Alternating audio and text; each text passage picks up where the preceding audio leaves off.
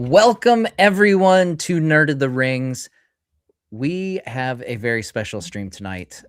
I am so beyond excited. You guys have no idea. And I know we almost exclusively talk about Tolkien. We let other nerdy things come in, of course. But this is probably unprecedented in the degree that we are going to go off the Tolkien train tonight, because there's been huge news in the sci-fi fantasy family that I am particularly excited about. And that is that Brandon Sanderson's Cosmere universe is getting adaptations. And this is something that has been a fairly recent obsession of mine the last 2 years. I've really, over the course of like 11 months, I barreled my way through the entirety of the Cosmere. And it is the closest thing I've ever had to that experience of being brought into the world of Tolkien. And I could go on and on about how excited I am about this and how amazing I think this is, and how I want to convert all of you who have not read these books into book readers of the Cosmere. But we're going to talk about a lot of stuff today, but I didn't want to just do this flying solo. So I brought in a couple friends to join me today.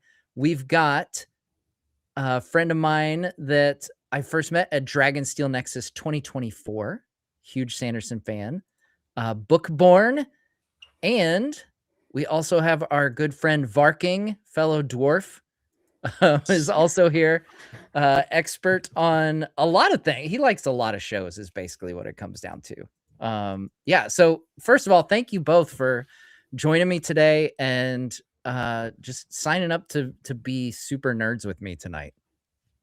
Thanks for having me. Yeah, this is really cool. You know, whenever I get to just nerd out with some friends and people who are experts in their field and also excited about what they're talking about, this is a good time for everybody. Absolutely. Well, let's go ahead and pull up the article here. So this was broken by The Hollywood Reporter. Brandon Sanderson's literary fantasy universe Cosmere picked up by Apple TV. And if you go, if you click, I don't want to subscribe to your email, then you read through here, what you find out is, long story short, there is going to be a Stormlight Archive TV series and a series of Mistborn films. Brandon Sanderson has also said he's going to spend basically the next 5 months writing the screenplay for the first Mistborn film. And there's a couple other tidbits in this article that we're going to get to here. But first of all, I want to ask both of you, what was your first reaction when you heard this news? Well, I got sent this article by approximately 600 people, so I'm intimately acquainted with it. I feel like I was not surprised in terms of like, they have been building up. Like we knew like someone was going to get this. But for me, I was just so surprised it was Apple TV in the most positive way. Like that, I think I was not expecting, and also kind of ideal for me. That would have been one of my top picks. So that was very exciting for me. For me, it was complete shock for a couple of reasons. One, just as somebody who has kind of followed this on the outskirts of it without being like just immersed in the fandom, who's tracked this and all the previous attempts for them to do something either on TV or in the movies. When I saw this, I thought immediately, like, no way. Like, somebody has finally sealed the deal with this guy, gotten the rights to this, and then it was like a little bit of, oh no, let me read through this real quick to find out, like, what does his involvement look like?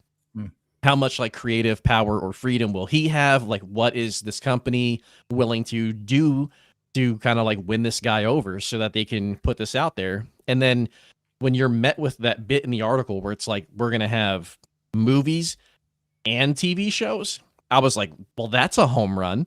And then when they talked about how much freedom he's going to, or how involved he's going to be in it specifically, I was blown away. And then when I saw that it was Apple, that was like icing on the cake for me. I've shared this story a couple times, and I don't think I'll get in trouble for saying it.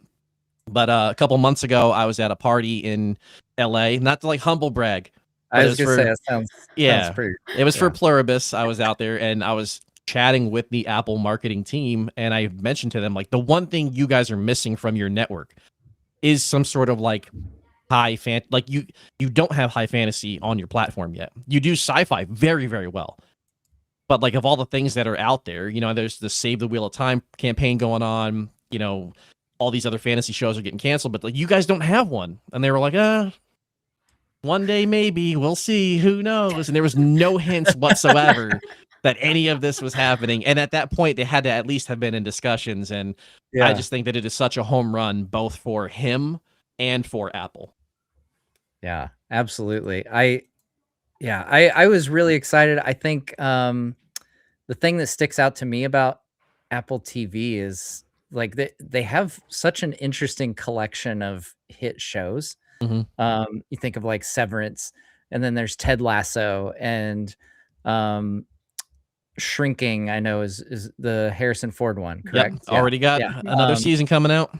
Yeah, Slow Horses, Silo. For All Mankind was Mhm. like I think my first introduction to Apple TV, and like it seems like just a really good place for creatives to really execute a vision. Yes. You know, it seems like one of, if not the platform that is less by algorithm, you know, the like creativity by algorithm, if that makes if that makes sense.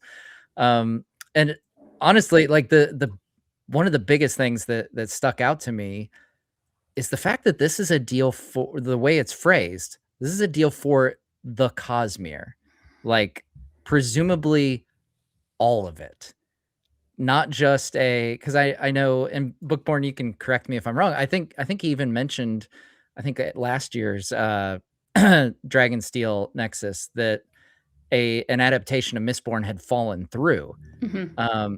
And so, you know, I was really depressed by that because I love Mistborn. It is my favorite. And so the idea that, you know, the Apple has not just signed on for like, okay, yeah, we'll test the waters with one. It's like, no, we're gonna do a series of of Stormlight, and we're gonna start making movies of Mistborn, and it's just like right out the gate.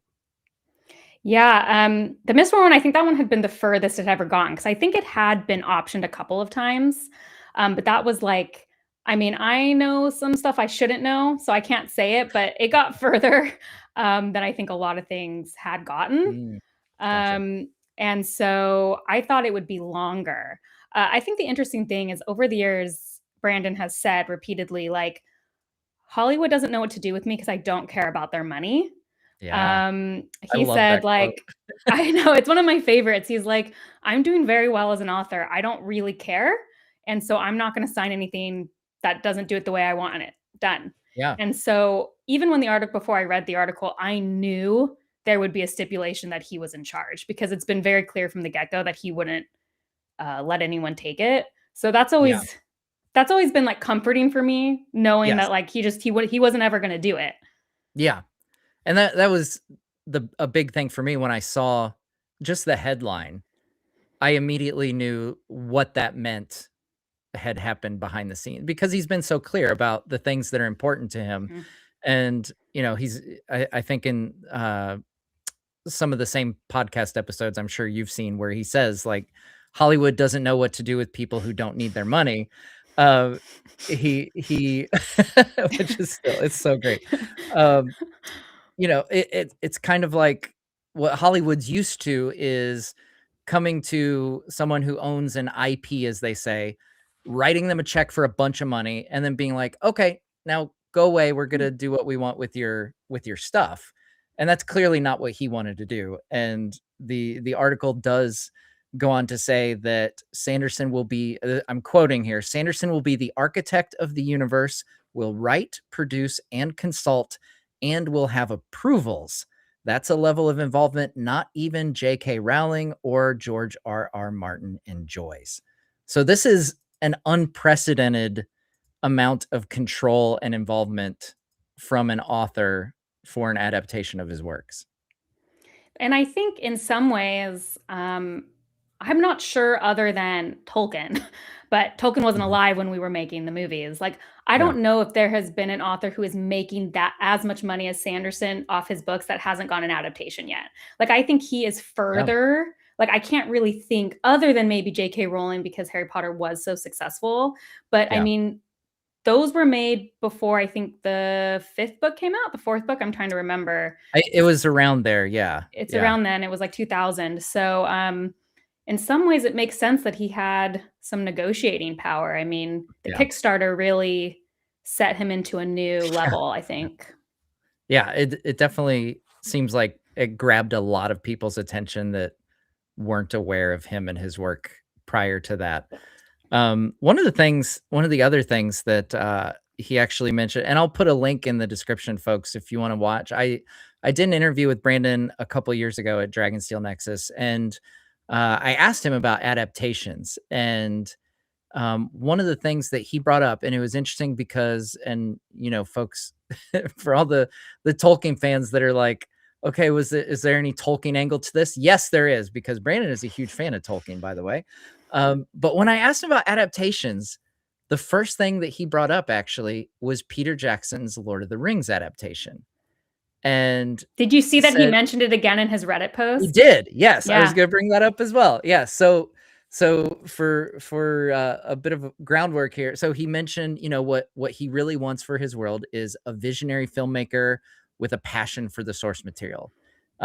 Because you looked at, and he also mentioned like Denis Villeneuve's Dune as like another example Mm. of, you know, just this incredibly skilled filmmaker who has a passion for this particular source material and could bring it to life. And you know, it's happened a few times where like lightning strikes, where this perfect combo happens. um and yeah, he mentioned in a Reddit post very recently, just in light of this news, saying that this is a reason that he's been studying a lot of Tolkien lately and looking at like what Peter Jackson did with Lord of the Rings, which just is like this perfect Venn diagram of nerdiness for me. I'm just like square in the middle of these overlapping of Tolkien and Sanderson right now.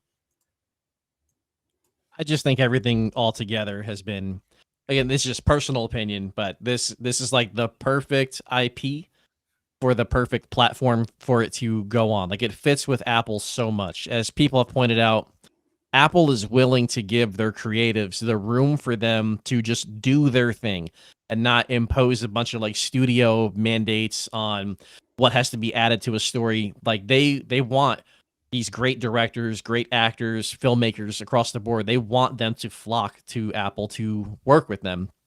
And I felt like it's always been a strong platform. It just hasn't had a lot of content. Mm. But lately, Apple has been absolutely flooring it when it comes to like award seasons, how things are doing in movie theaters now, because that was a big issue for them for a little bit. Its viewership, when you compare like how small of a platform it is compared to something like HBO or Netflix, the fact that it's still having stuff pop up in Nielsen's top 10. When you go on socials, there's shows that have much bigger viewership that don't get the same amount of engagement as Apple shows do. And it just feels like I said, it's a perfect marriage for these two forces to come together. And like, the funniest thing to me is, so he's going to focus on this for the next 5 months, and I still feel like in that time he's going to write half of a book. Like, this dude just Yeah. does not slow down. He doesn't know how to take breaks. Like, anybody who's worried that this is going to potentially have a George R.R. Martin situation where he has to focus on these properties and he can't finish writing something, I don't think that that's really going to be the same for Brandon. I think the people who are looking for new books are still going to get those. And then all of us nerds who can't even picture what this is going to look like on our TVs and at the movie theaters right now, like, it's just kind of mind blowing to me. Normally, Yeah, you I don't think get all these great things happening at once. It'll be Mm. this amazing IP is going to a platform where you're like, oh yeah, but these other 12 shows that they have aren't so great, so it makes me have a little bit of a pause or a worry. And it just seems like Apple's on a big rise right now in terms of Mhm. how people view it, and this will bring more people to them. Mhm. It's gonna, and then if this goes well, which I have to imagine it's going to, because I am a very positive nerd. You know, who knows what other high fantasy and sci-fi based things, you know, we'll be able to get out of this. And will we get to a point where we've seen so many Cosmere shows and movies that he'll be able to write original stories for the platform? Or will it just strictly stick to the books for all of it? Or will he continue to outright where we are on screen, I guess is what I'm trying to figure out, because he is still a speed writer. You bring up such a good point, because I feel like if it goes well, he would love to write something that's just on screen, because he's always experimenting with format. He's experimented with graphic novels. He's experimented with live performances at his World Hopper balls. He's very into like, what are different ways to tell stories? Yeah, absolutely. And I think I might have this might have been like my second message to you, Bookborn. Or I said it was definitely my second reaction. Was like, first reaction was, holy crap, this is happening. Oh my gosh, this is so exciting. And then my second thought was, wait, what about Ghost Bloods? Because I really want to read Ghost Bloods. It's not going to be, I mean, my opinion, like, I think we'll find out more in his stream tomorrow. Yeah, like from what it sounds like, he just isn't going to write secret projects. But he's keeping the exact amount of work on his mainline projects as he always was. And I think that's a totally fine trade-off, since we all weren't expecting secret projects anyway. That's why they're secret. So I actually, people are so worried about it. And if there's one thing I'm not worried about, it's Brandon writing. Right. I'm just not worried about it. I mean, the guy was able to write books in secret, for crying out loud. 4 books during COVID. 4 books during COVID. Yeah. That was like, crazy. Surprise. It was the coolest announcement, like him pulling out the manuscripts and like slamming them down on the desk. And like, yeah, it was cool after like the first one, like, whoa, he wrote a secret book. That's pretty cool. That it's like, by the end, it's this huge stack. Oh my gosh. I loved it. Oh man. Yeah. I saw that post about, you know, secret projects, you know, taking a backseat, putting on the back burner and everything.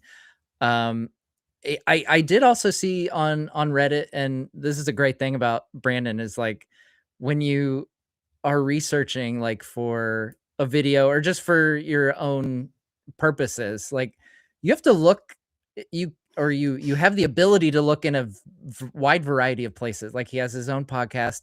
He posts on Reddit, like just with the fans and stuff. And there's bits of information and lore that's like just a Reddit post. So him being so active with the fan, that was one thing that blew me away. You know, that there's just so much about Brandon's world, but then also Brandon the person, that makes me feel like, and not to like equate the two, but I just feel like if Tolkien were alive during a time when he could have been a full-time author, I feel like there's a lot of things that Brandon does and the way he interacts with people around his world that might have been similar. If you know, especially like the size, like I could see Tolkien writing 20 books in his lifetime if that's all he was doing. But I'm diverging here. But yes, on Reddit, you can always bring it back to Tolkien. You know, I got my Tolkien mug just for you. There it is. We can always bring it back. Very nice. But yes, my original pre-tangent point was on Reddit. I believe I saw where he said he doesn't want like these movies and TV shows to get to the point where they're outpacing, you know, catching up to the books. You know, this is like a Game of Thrones situation where, you know, Game of Thrones fans are still waiting on, I think, like 2 more books, something like that. 2 more books, yes. 2 more books, yes. But they had the TV show that like went past the books and stuff, and that's, you know, there's been much weeping and gnashing of teeth over that, so we don't need to relitigate it. But yeah, so he's wanting to avoid that, which is good. I did find the Tolkien quote. We mentioned that Brandon had said he has been studying Tolkien. He says, there's a reason I've been studying Tolkien lately. Peter Jackson and his team did a brilliant job on that. And if you look at the special editions, they are roughly about the length of a season of a show together. covering about the same word count as a Stormlight book. It feels like they knew exactly what to keep and what to cut. There we go. Yeah, and that was, and for fan, whether you're coming here as a fan of Tolkien or a fan of Sanderson or both or whatever, I would highly recommend that conversation I had with him because we nerded out about Tolkien quite a bit, and it's clear that he's very knowledgeable and very in deep in like fantasy and the history of fantasy and the authors that came before him and everything. Just fascinating guy to chat with.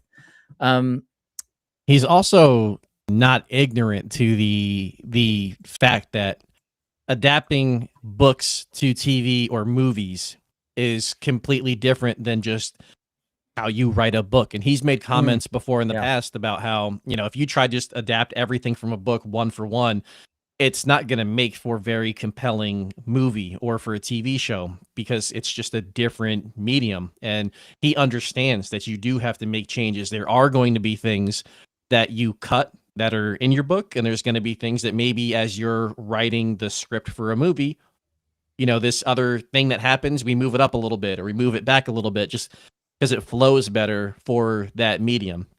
And I just think him having that mindset and knowing that already, and not just being stubborn where, you've seen other creatives in the past that have been like, if they would have just stuck to how I wrote it, he's right. It's not always going to make it. Chances are real bad that it makes for compelling TV if you just copy it one for one. And I have strong belief that he and Apple will come together and they will find a very good director who, if isn't already familiar with his work, will get up to speed with it quick. And if they start reading his stuff, they're going to fall in love with it and they're going to be immersed and they're going to want to do more and more and more.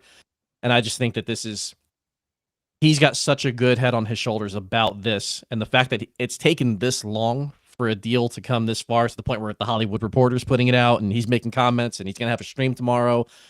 Like, this is such a huge thing. I know every studio out there has made comments along the lines of what Bezos did, where he's like, bring me the next Game of Thrones, and nothing, not even House of the Dragon, has come near that level of fandom.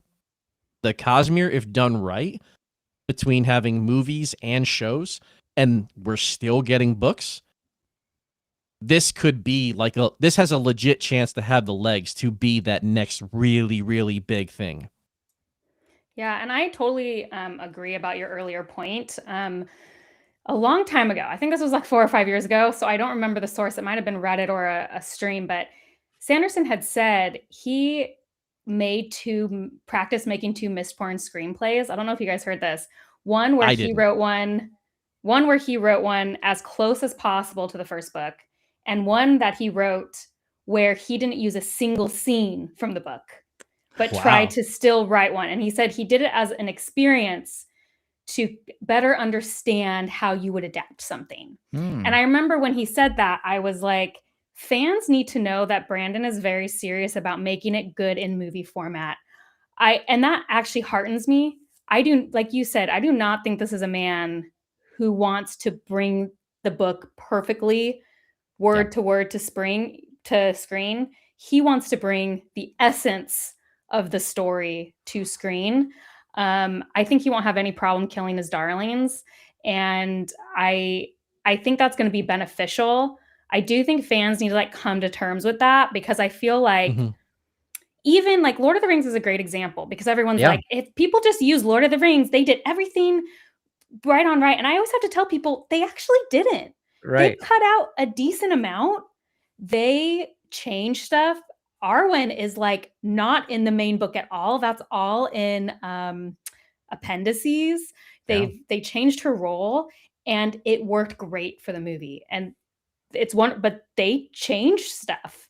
And that's the nature of movies. And so I think people do lose sight of it. Like, things have to change. Like, I actually did a lot of research about books and cinema and what the difference is. And there's just like, some things are not going to translate the same.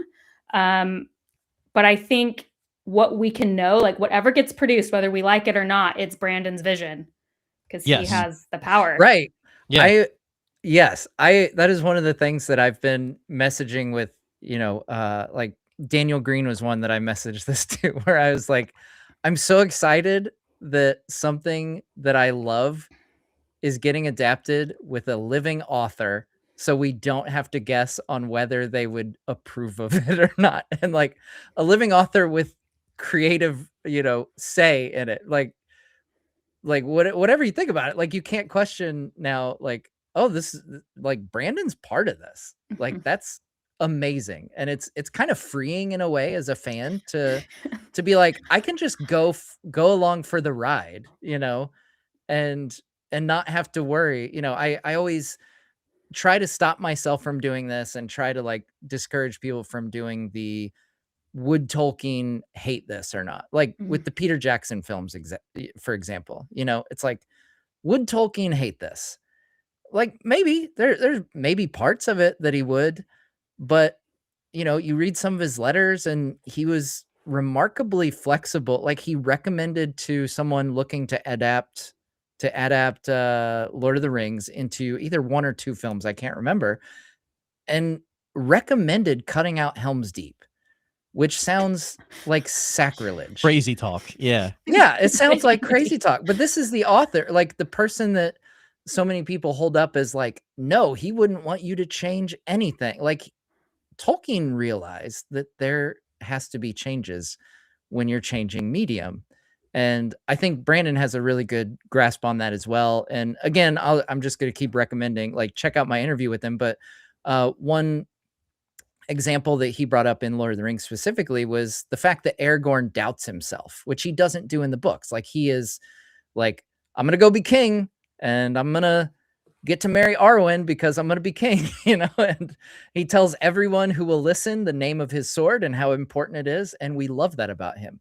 But in the movies, he doubts himself. And the way Brandon put it is like, I'm sure at some point in his life, in book Aragorn's life, he probably did doubt himself. And that's just, they've brought that arc into this story so that character, can have an arc essentially. And the other one was like Frodo telling Sam to go away and stuff. And like, there's emotions and like, you have so much less time in an adaptation versus a book to get emotions across and to get, characters and story beats together. And sometimes you have to condense, or change it to get similar emotions and similar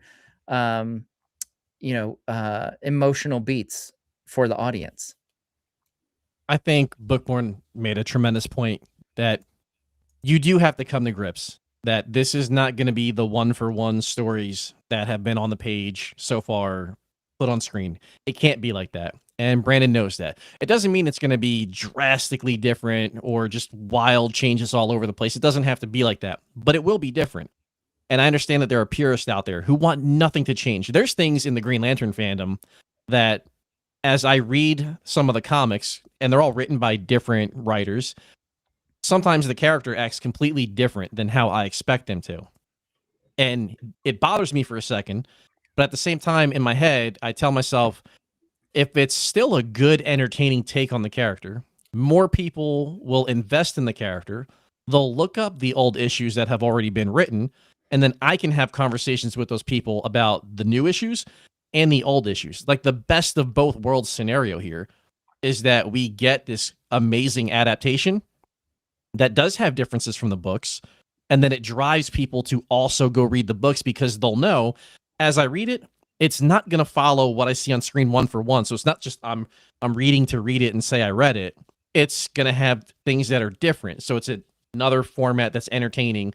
And then I get to go on Reddit and talk to a bunch of nerds like me about these things that I love. And then we can talk about the differences in the TV show or the movie compared to the books. And we can talk about the things that worked great and maybe the things that didn't. But anything that is good that drives people to the books, in my head, is always a huge win. Whether you like something or not, if it brings in new fans and they read the source material, huge W. Speaking of reading the source material, Varking, Yeah. we had a conversation Mhm. that I feel like I have to bring it up today because Yeah. you'd mentioned. Don't do what I did, people. Okay, so for those, you know, for those who have not ventured into the Cosmere yet, and you're curious, okay, where do I start? I'll tell you where not to. I'm gonna tell you. I always recommend Mistborn. It's my favorite. It's my favorite of all the series and all the books. I love it. Varking was advised to start with the Way of Kings, which is the first Stormlight book. Unless you are just like a really okay, and Bookborn, feel free to like give me your opinion on this as well.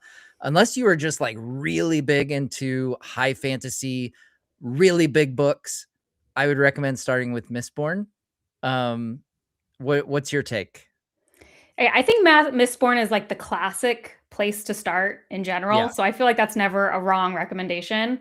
I always just say start with whatever sounds the most interesting.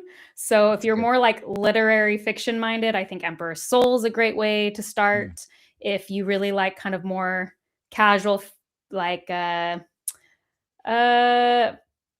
tale kind of things, I think Tress of the Emerald Sea is a great place to start.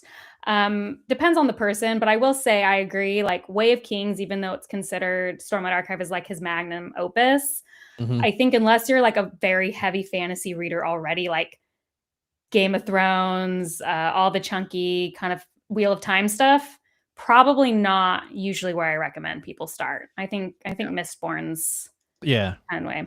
Yeah. I mean, Mistborn's where I started, so I was at a dinner with a couple friends, and we were talking about Lord of the Rings and the books and the texts, and the gentleman who was sitting across and diagonal to me, he was like, "Oh, do you like Brandon Sanderson?" And I was like, "Yeah, of course I do." And he was like, "Oh, have you read The Way of Kings yet?" And I was like, "Of course I did." So I went home. I was on a work trip, and when I got home, I went and bought The Way of Kings. And the way my work schedule is, it doesn't like let me just sit there and read. So I would read, let's say, I don't know, like 100 pages one night. I'd read through, and then I'd stop, and I would have to go on the road for work. Then it was too busy out there, and I wouldn't pick the book back up for like 2 weeks until I was back home again. And then I'd be reading the next 100 pages or so, and I'm like, I think I need to go read the first 100 pages again to get caught back up to here, so like it's all fresh to me. And I don't know. I mean, I got a good chunk in, and I was talking to Matt about it, and he's like, "Oh, you should check out Mistborn." And I was like, somebody gave me a Google Play gift card. Let me go download the audiobook right now. And I had a meeting at work, and then I listened to 2 hours of it after that while I worked. And when we're off of this, I'm going to double check and make sure the baby's asleep. And as long as he's good, probably going to get in another hour or two tonight of this 24-hour adventure before we just keep it rolling. Here's what I want you to promise me, Varking. Here's what I want you to promise me. Don't go to anyone's Cosmere reading order list. Don't get bogged down by what the internet's going to tell you. You read with your heart whatever you feel like reading. It doesn't matter. I'm here to tell you it doesn't matter. Well, I appreciate that, and I hope you hear that, Derek. And don't recommend people to start with your favorite book immediately. Just let them do Mistborn.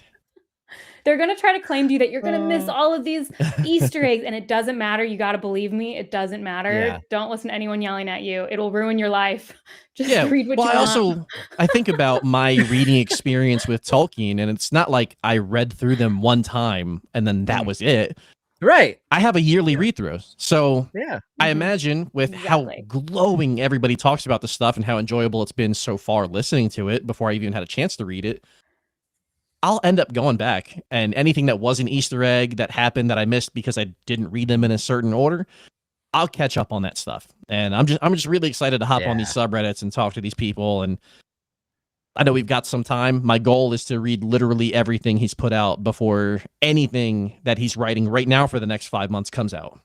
Okay, well, don't overexert yourself. It all depends on my job, but don't get sick of him. Right. Yeah. Well, if I can attest, me personally, like I said, it took me like 11 months to go through all of it, and it was just like I did ping pong sometimes. Like I would get like halfway through one of the Stormlight books, and I'd be like, you know what, I'm really missing Scadrial, and so I'd go and hop over to a Wax and Wayne book or something. But I'm on my second go through of Mistborn right now in the midst of Well of That's so good. Ascension. Oh, so And we good.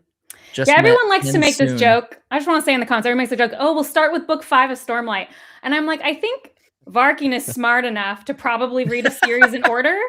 So like, Thank you. I'm not Thank insulting you. your intelligence, Varking, by like assuming you're not going to read something in order. Yeah, I'm not gonna go So, get book 4 right now. And you go, well, she said yeah. any order I want. No. I Yeah. thought, but just in case, I guess I don't know you super well, so I guess Yeah. I'll Right. make that That's caveat. fair. You That's should, fair. yeah. Each series you should just stick with the order. But Just make a 1 through whatever list and hit the scrambler and whatever order it comes up, and that's how I read them. You know, that's the way I do it. No, we will start Matt, at have book you really 1. caught up with everything in 11 months? yeah, everything except That's like I crazy. haven't not like the White Sand graphic novel. I have not read that.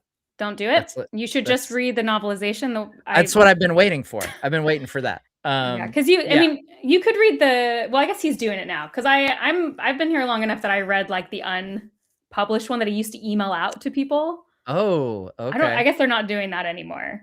But Okay. You've read better, Tress of the Emerald Sea? I have. Because on these It's reading order lovely. lists that I I love see it. online that I should not follow, I see that good. one is also highly recommended as like, we'll start with Yeah, this. it's a great one to start with. Yeah. It's like it's a night because it's one of those secret projects. It's just a single story, fairly short compared to a lot of the other books. But yeah, it's a really fun adventure story. It's delightful. Yes. I'm also, oh man, I see. I'm just gonna start like naming off. It's like that one thing. Like, remember that one thing? It's so cool. Like I'm just gonna be like, remember Warbreaker? How cool Warbreaker is. Warbreaker is so good. I You can love start there Warbreaker. too. That's a standalone. That's It's a rare for standalone. Sanderson. Yeah, it's really good. It's really good. Okay, so here's a question. This is a really interesting one, and folks who haven't read through might not form the biggest opinion on this, but this is such an interesting question. Who's gonna get the Bombadil treatment? Who's gonna get cut out? Are we talking Mistborn or adaptations? Stormlight? I think either one. Like, who of the Cosmere at large? Who are you? Is this person asking who's going to be like the Tom Bombadil of these books, or who's getting cut out from the movie or show? I think they're saying like in regards to the Peter Jackson adaptations, or most adaptations for that matter, where Tom Bombadil's just like, yeah, we can lose that 3 chapters. What's that gonna be in Cosmere terms? I mean, I think a lot of people. I'm going to be quite frank. I think Yeah. that happens a lot because in books, I think fantasy readers are just used to large casts. And not even that movie, it's not like movie watchers can't deal with that. I just think in a movie, it just doesn't make sense. You have actors like it just large casts don't work as well on screen. I think because they have to be gone for too long. And in a book, for whatever reason, that's fine if you haven't seen someone in 800 pages. Right. But in a TV show, I feel like it just doesn't flow. So I mean, in Stormlight, I expect quite a few people to get the axe. That's a good point. Quite frankly. Okay, so okay, what about Mistborn? Do you see anybody in Mistborn taking do you think the he's hit? gonna simplify their crew?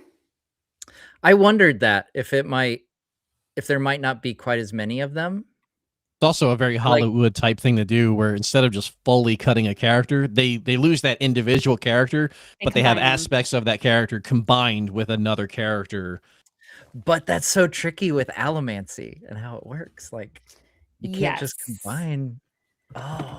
They might do his whole crew. It's possible they might just not focus on as much. So. It's not huge. It's not huge. They can be, they might not be as developed and fleshed out as they are in the books. The good news is Breeze and Ham.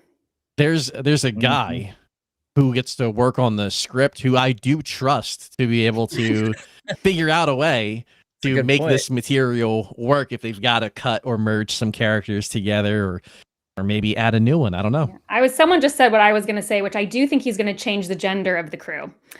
He has said several times that it's an all-male crew except for Vin, and he regrets that. And so very likely that one of the crew members will be changed, if not more. Okay. All right.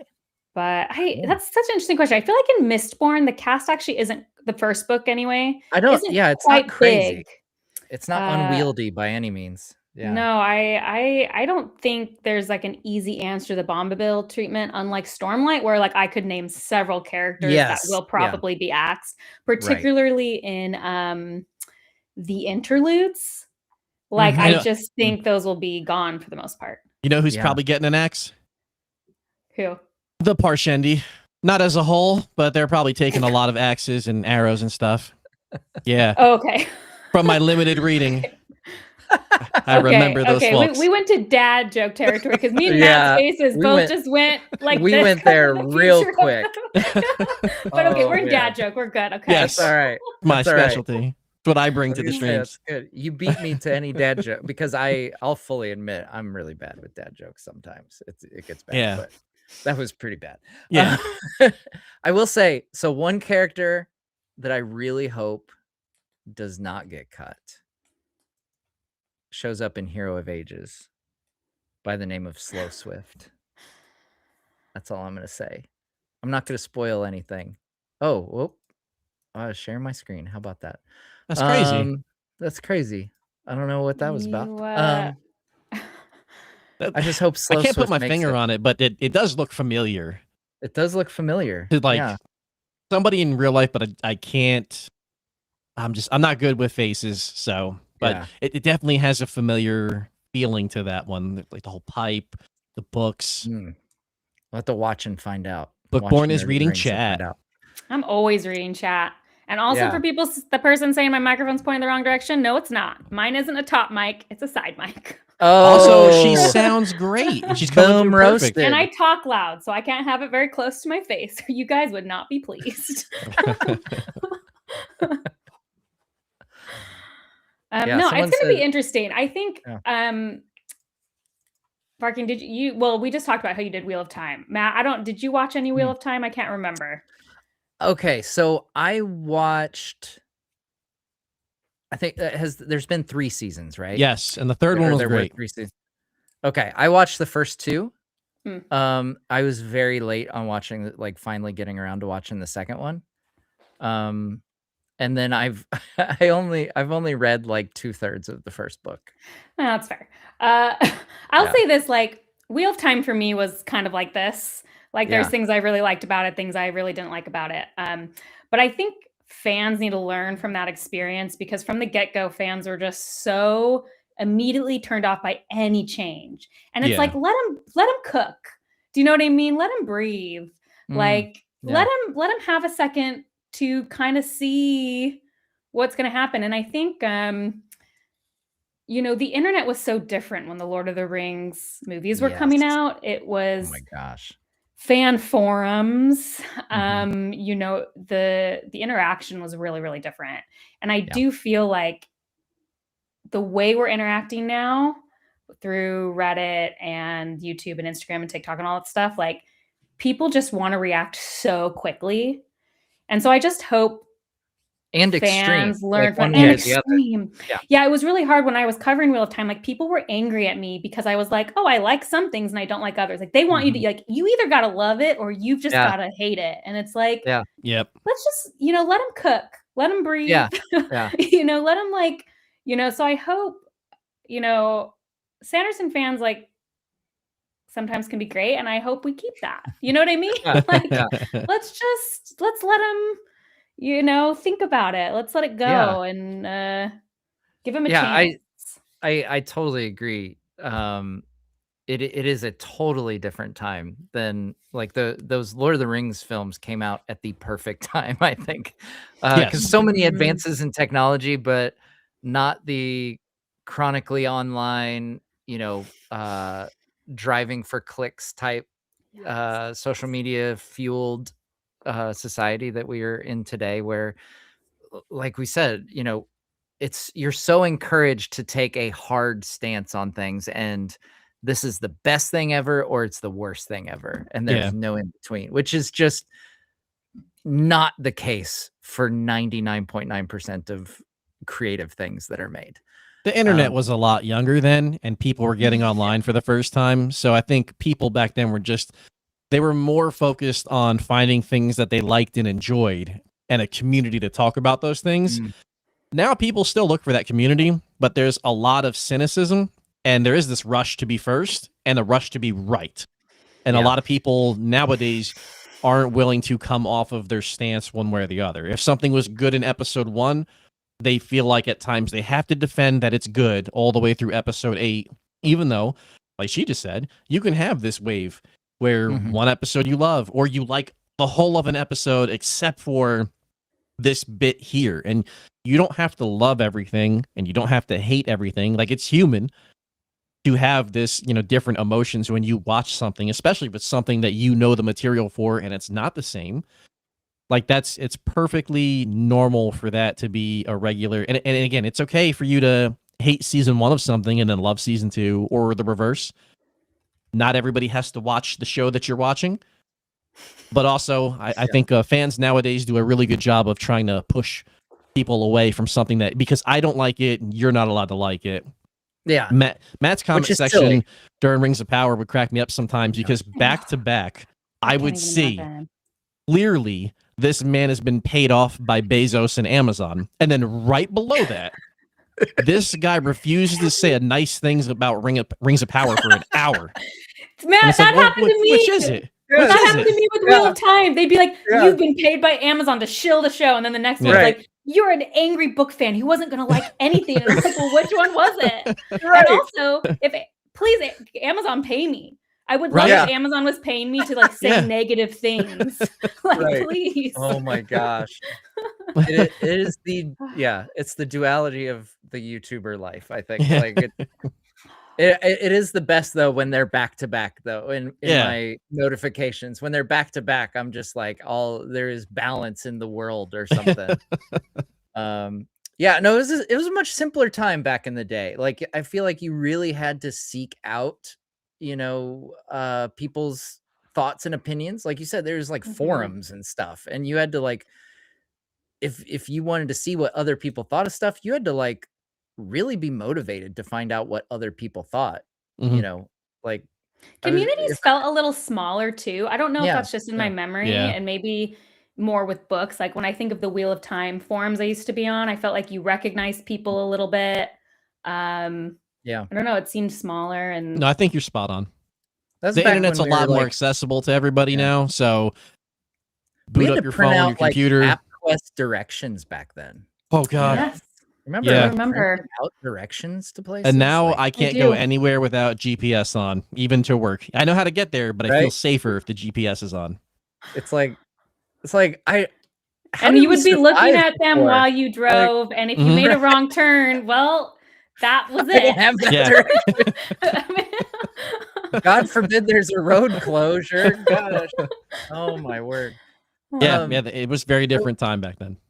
So I do wonder, one of the cool things that I saw Brandon comment on was that he's hoping that there's going to be less of a gap between seasons of Stormlight, specifically, the way that there's been these huge gaps between streaming shows, sometimes 2-3 years, which I feel like can really take the wind out of the sails for a show.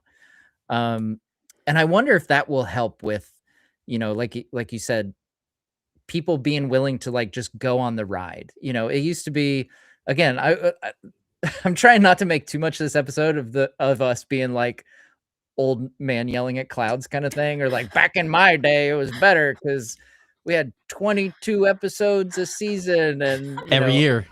Yeah, every year, and we had a Christmas special every year. But like if it is something where and I like I haven't even started thinking like how many episodes of if you're going to do a Stormlight book a season, like how big is that season going to be? Could be really big. But I wonder if like if the gap is less, and like it would be amazing if it was every year that we are getting a new Stormlight season or something. I wonder if that will help people like go along with it more, because you could already like tease season 2 right after the end of season 1, essentially. So it's not the same. It's not one for one. So don't think that it's that. It's different because it's this show I'm going to bring up is like real life, and then this is fantasy. But Apple has a couple shows that they put out yearly at this point. Like the show you were just talking about, Shrinking. Yeah. Just had one last year. We're getting the new season about to come out right now, and they've already signed off for the next season to go. Every single year, like every 9 months to 10 months, there's a show called Slow Horses. It's about like cops overseas, whatever they call them over there. I can't remember. But Slow Horses, the moment the season ends, there's a trailer attached to the final episode that is already showing you what's going to happen the next season. And this show comes out, again, like every 9 to 10 months, there is a new season of it. And the moment it ends, you get a trailer for the next season. Like they're filming it. And we're also seeing a trend with other studios. I believe Percy Jackson filmed their current season and the next season back to back to try to get them out quicker. So I think studios are starting to see it would help maintain your audience to not have this 2 to 3 year gap every single year, because that is a lot of dead time in the middle to go find another fandom to get invested in. Where if you're putting something out yearly, people will hang around on these different forums and Reddit pages and communities just discussing this show if they like it that much, because they know, hey, in another year, we're getting another 8 to 10 to 12 hours of it. Like I would love for it to not be like a 6 episode, 1 hour piece. Like I don't even want 8. I want 10 to 12 episodes. Again, old man yelling at clouds, but like that's more my thing. Or 22. Yeah, and I want weekly releases. If you want to do like the binge 2 episodes to start for week 1, fine. But I want weekly, because when you drop it all at once, just from a Reddit guy standpoint, all the spoilers from the final episodes hit my page, and I don't like that when Netflix does it. Let us as a community go on this journey together week by week and have fun with these theories and let people get excited for, oh, well, I'm not going to spoil it for you, but just know there's a big moment that people are going to be really excited for if they do it well. I want that experience online where like you kind of know what's coming, but you want to see how they're doing it, and the whole community can kind of like rally around this thing that they're excited for. I will be old man, I guess, shouting at clouds too, because I could not agree more. It gets really annoying to me when people are like, we need the next Game of Thrones. And it's like, yeah, you know what Game of Thrones had? A season a year. And they came out once a week. And the community was huge around that. Yeah. And they didn't need this giant budget in the beginning. I think budget is often a crutch. Yes. I mean, I think it was a huge crutch for Rings of Power. That was like one of my things. Like, why are we advertising how much money? Like, who cares? It does. Like, who cares? And 10 episodes to 12. Could we have like a 12 episode season? Would be incredible. And yeah, this 2 to 3 years, sometimes 4 between seasons, I think particularly hurts high fantasy, because you have more characters, you have a lot of world building you're doing, a lot of unknown new phrases, especially in a Sanderson work. Like there's so much vocabulary that comes with high fantasy. And when you're taking people out, it just totally kills any momentum. And if they're giving them this big of a deal, I hope it's, they filmed 2 seasons. Let people film 2 seasons. They used to like let them do that before they'd give them the axe. I hate that we are putting out seasons and waiting to see how it does and then greenlighting something. Because first of all, sometimes things gain momentum. Like let it have a second. But anyway, now I am shouting at clouds. But like the fact that One Piece, I loved Netflix's One Piece. I hadn't experienced it yet in manga form. Like that was or anime. That was my first experience with it. I loved it. And then I was like, oh, well, like 3 years until I get season 2. It's annoying, and people grow up. I mean, we don't have a ton of kids in Stormlight or Mistborn, so that's okay. But I mean, still, do you we mean really like want Vin to go 6 years actor? older? Yeah, as far as like go. actors aging, yeah. So that's a big topic in the Harry Potter Fandom right now. You know, they're doing a TV show. They're going to Yeah, try to but they're run through all the gonna material. Like they're but probably gonna just pre-do probably that gonna because they bust know those that's out. gonna get money no matter what. Like that's one I of those just things mean that they from trust. a release standpoint, like they're Mm, I don't know if they're going to put one out every year, but I feel like they need to because when you're Mhm. working with a bunch of children actors, yeah. some of these kids are going to have, you know, these growth spurts and glow ups and all of a sudden get Yeah. crazy facial hair and stuff. And they're not going to look like they're like by the time, if you wait 3 years in between, like even I think at this point for Rings of Power as an example, for people who are Lord of the Rings folks in chat, when we saw season 1, Theo is a very, very young boy. By the time season 3 rolls around, the dude's probably not going to look like he looked anywhere near in season 1. Like all of the other adult actors kind of Well, do maintain you guys how they watch look. Stranger Things? Oh yeah. Yeah. Yes. The last season of Stranger Things, man. Right. Oh man. It was so trippy because I didn't know how old the actors are, but by the time it aired, I was guessing that they were like 7 years older in real life than they actually were at the time that they filmed, because they were just such a big difference from season 1 to where they were. And yeah, Stranger Things, another great example. I mean, it was going to do numbers anyway, but like that's such a long wait that I feel like it lets people build up their hopes for what's coming so much that for some people at that point, when you wait that long, it cannot meet your expectations because for 3 years, It's snowballed. you've already thought of the best possible outcomes it could possibly have, and they're not going to give you what you've been dreaming. Sometimes if they do what you think they're going to do, then you're mad that you came up with it. Like Yeah. I saw that. I've seen that in fandoms before. It's like you can't give a fandom too long to cook. Right. Like, it's Oh not. my We're not gosh. great. Oh yeah, there Lift and Spook are a couple of younger. Yeah, Lift is the big one. Well, I think Lift Spook- is a really tough one. Yeah, Lift is a tough one. I think Spook could be okay.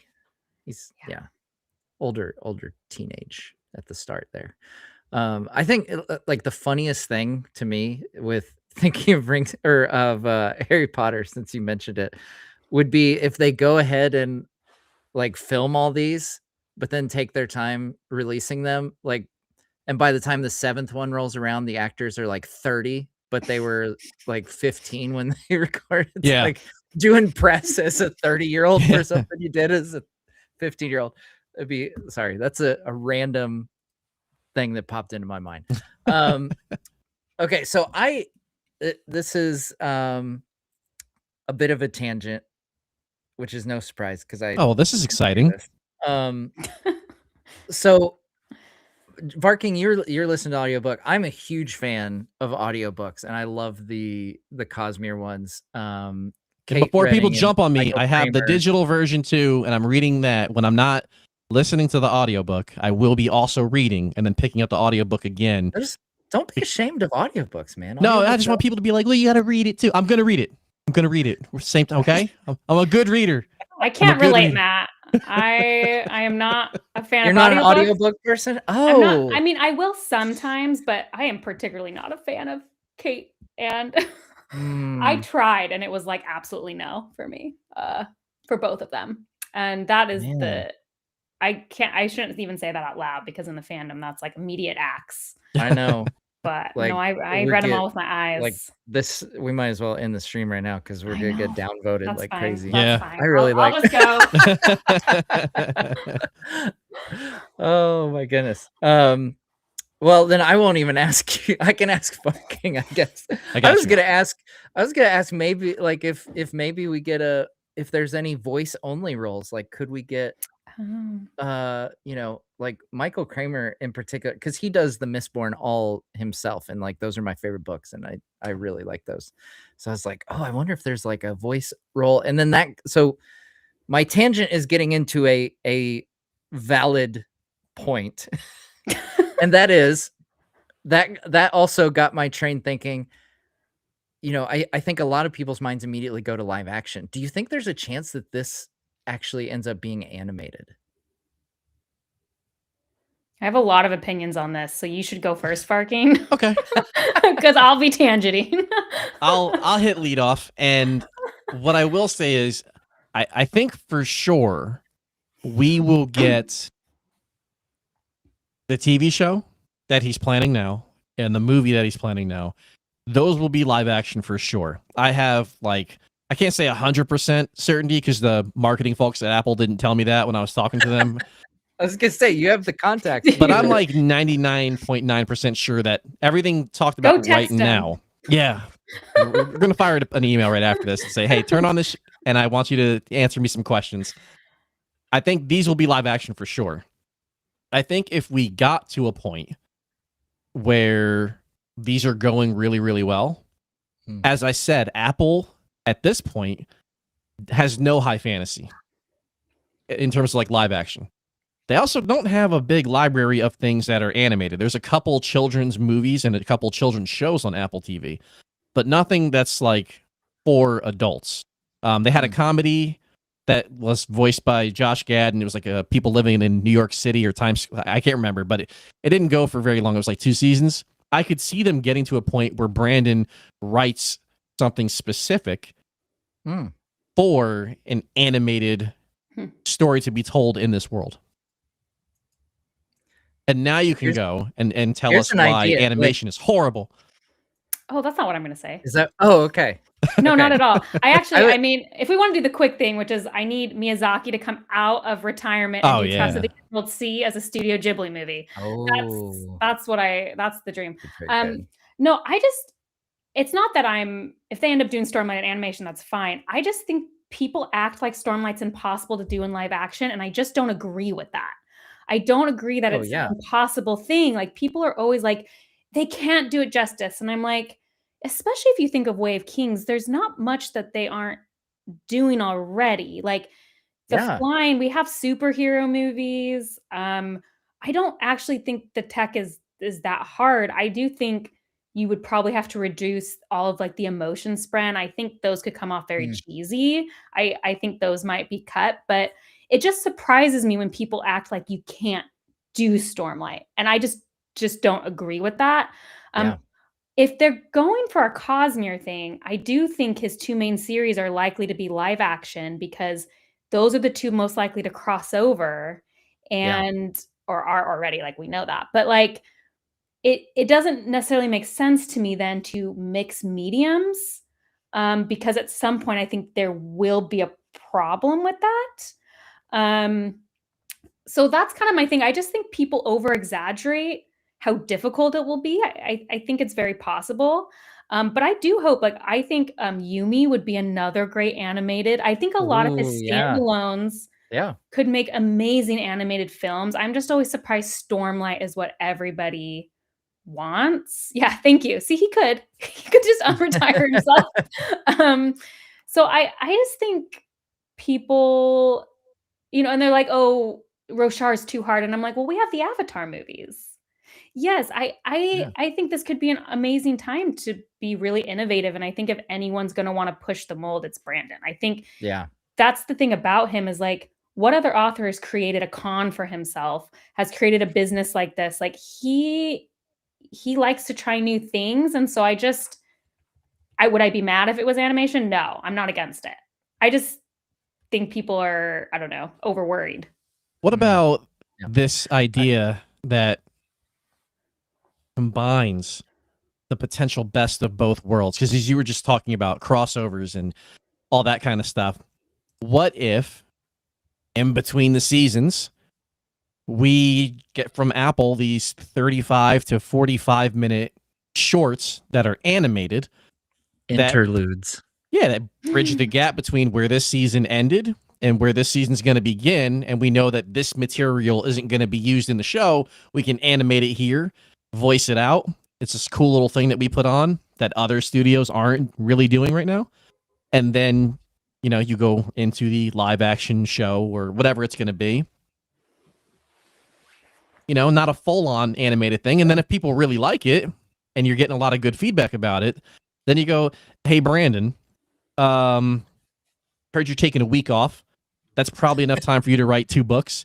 Could you sneak in a script for an animated series featuring this character that's led by blah, blah, blah? I think we can get there. I do wonder about, like, we'll see what happens. Like, I do agree with you though. Like, the idea that it's unfilmable, it's almost it is funny to me. You mean like Lord of the Rings? Funny.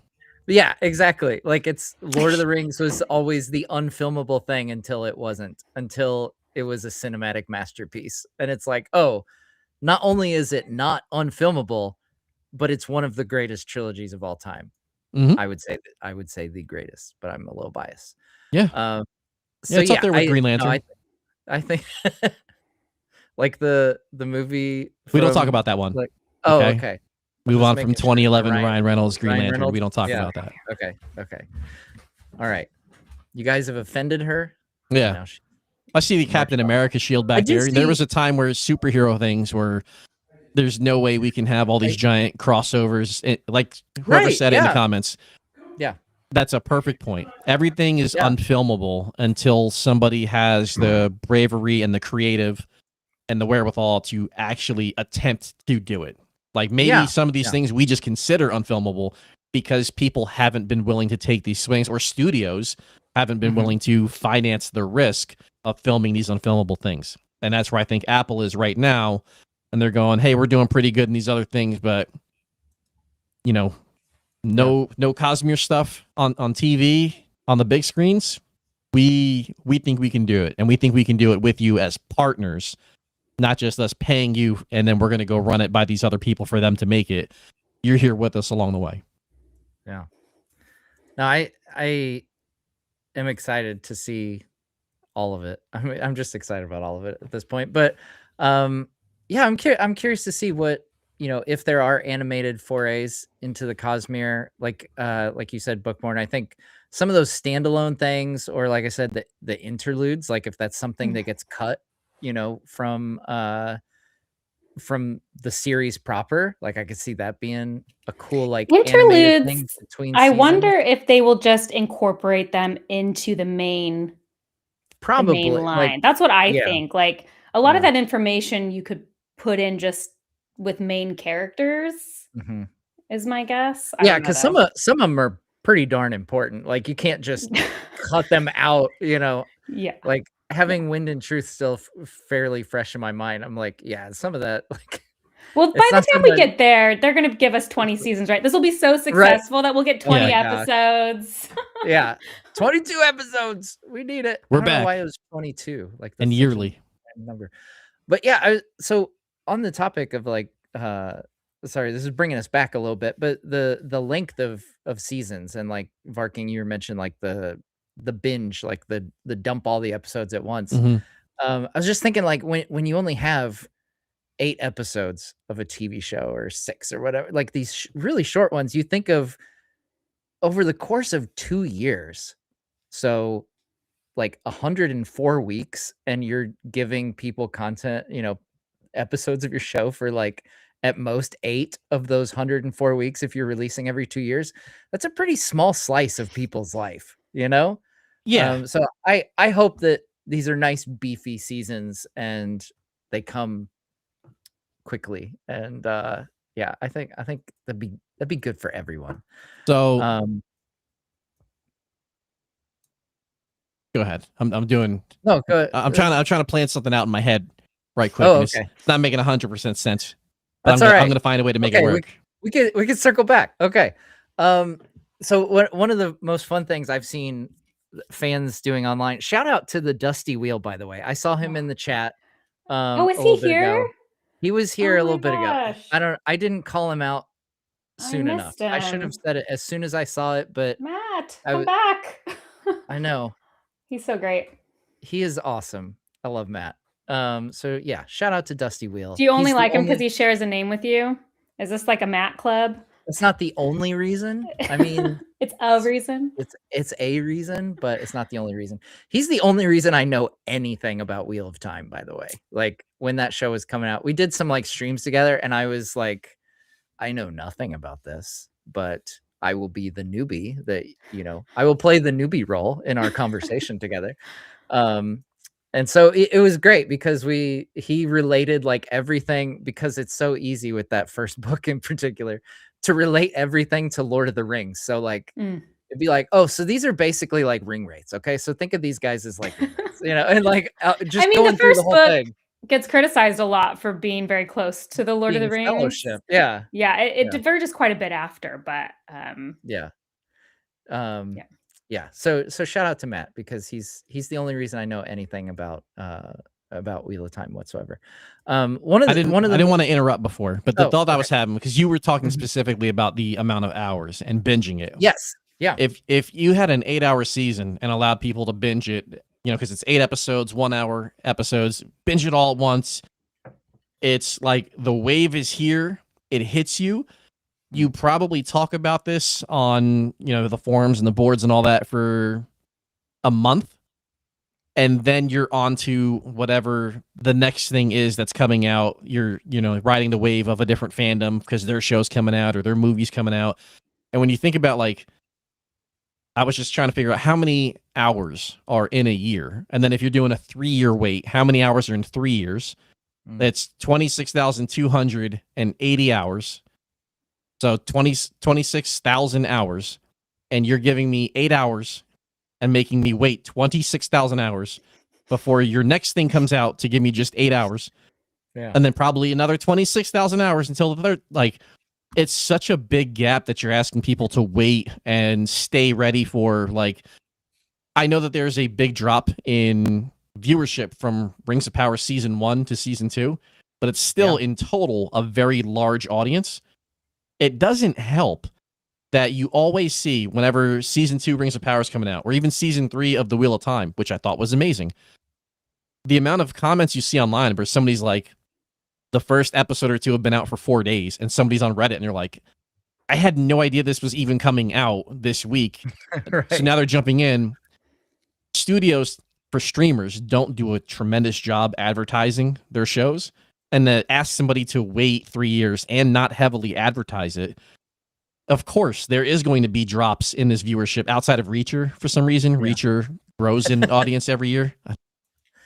But for the most Reacher- part, I love Reacher in that it knows exactly the kind of show Yeah. that it wants to be. And Yeah. it just does that thing. It's Yep. like, it's just cool to see a big guy beat up bad guys. and still be And that's smarter what than it most is. of these other people. And yeah, Every and single like, season. And like yeah. figure out a mystery, you know, it just But it's just does you're the thing. And that's asking the other people. issue is there's people like that, and then they're taking the first 2 episodes streaming numbers and saying, well, that's how we're going to decide to cancel something. Mhm. And you're like, okay, but like half the fans, because I had the same thing. I posted a Wheel of Time video on the first episode, and everyone's like, this is how I found out Yeah. Wheel of Time season 3 came out.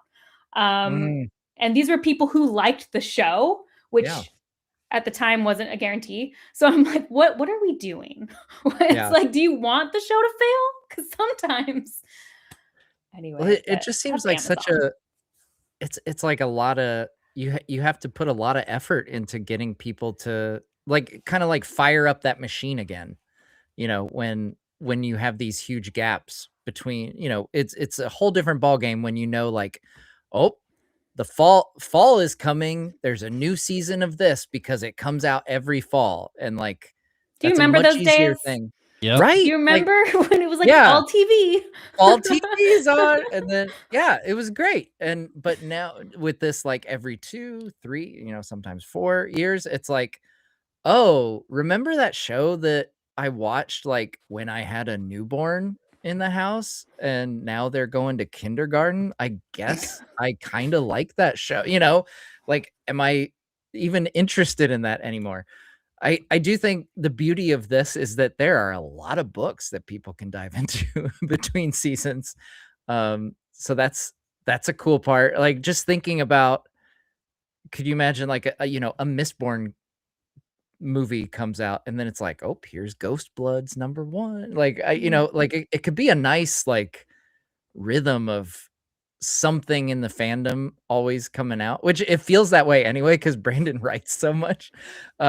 So like it's it's a spoiled fandom in a way, really, like compared to some other fandoms where they have to wait much longer, or you know, Tolkien fandom where we don't get any more books really anymore. But yeah, I feel like you're rubbing off on me, Matt, because like suddenly I'm feeling like Mistborn could be big.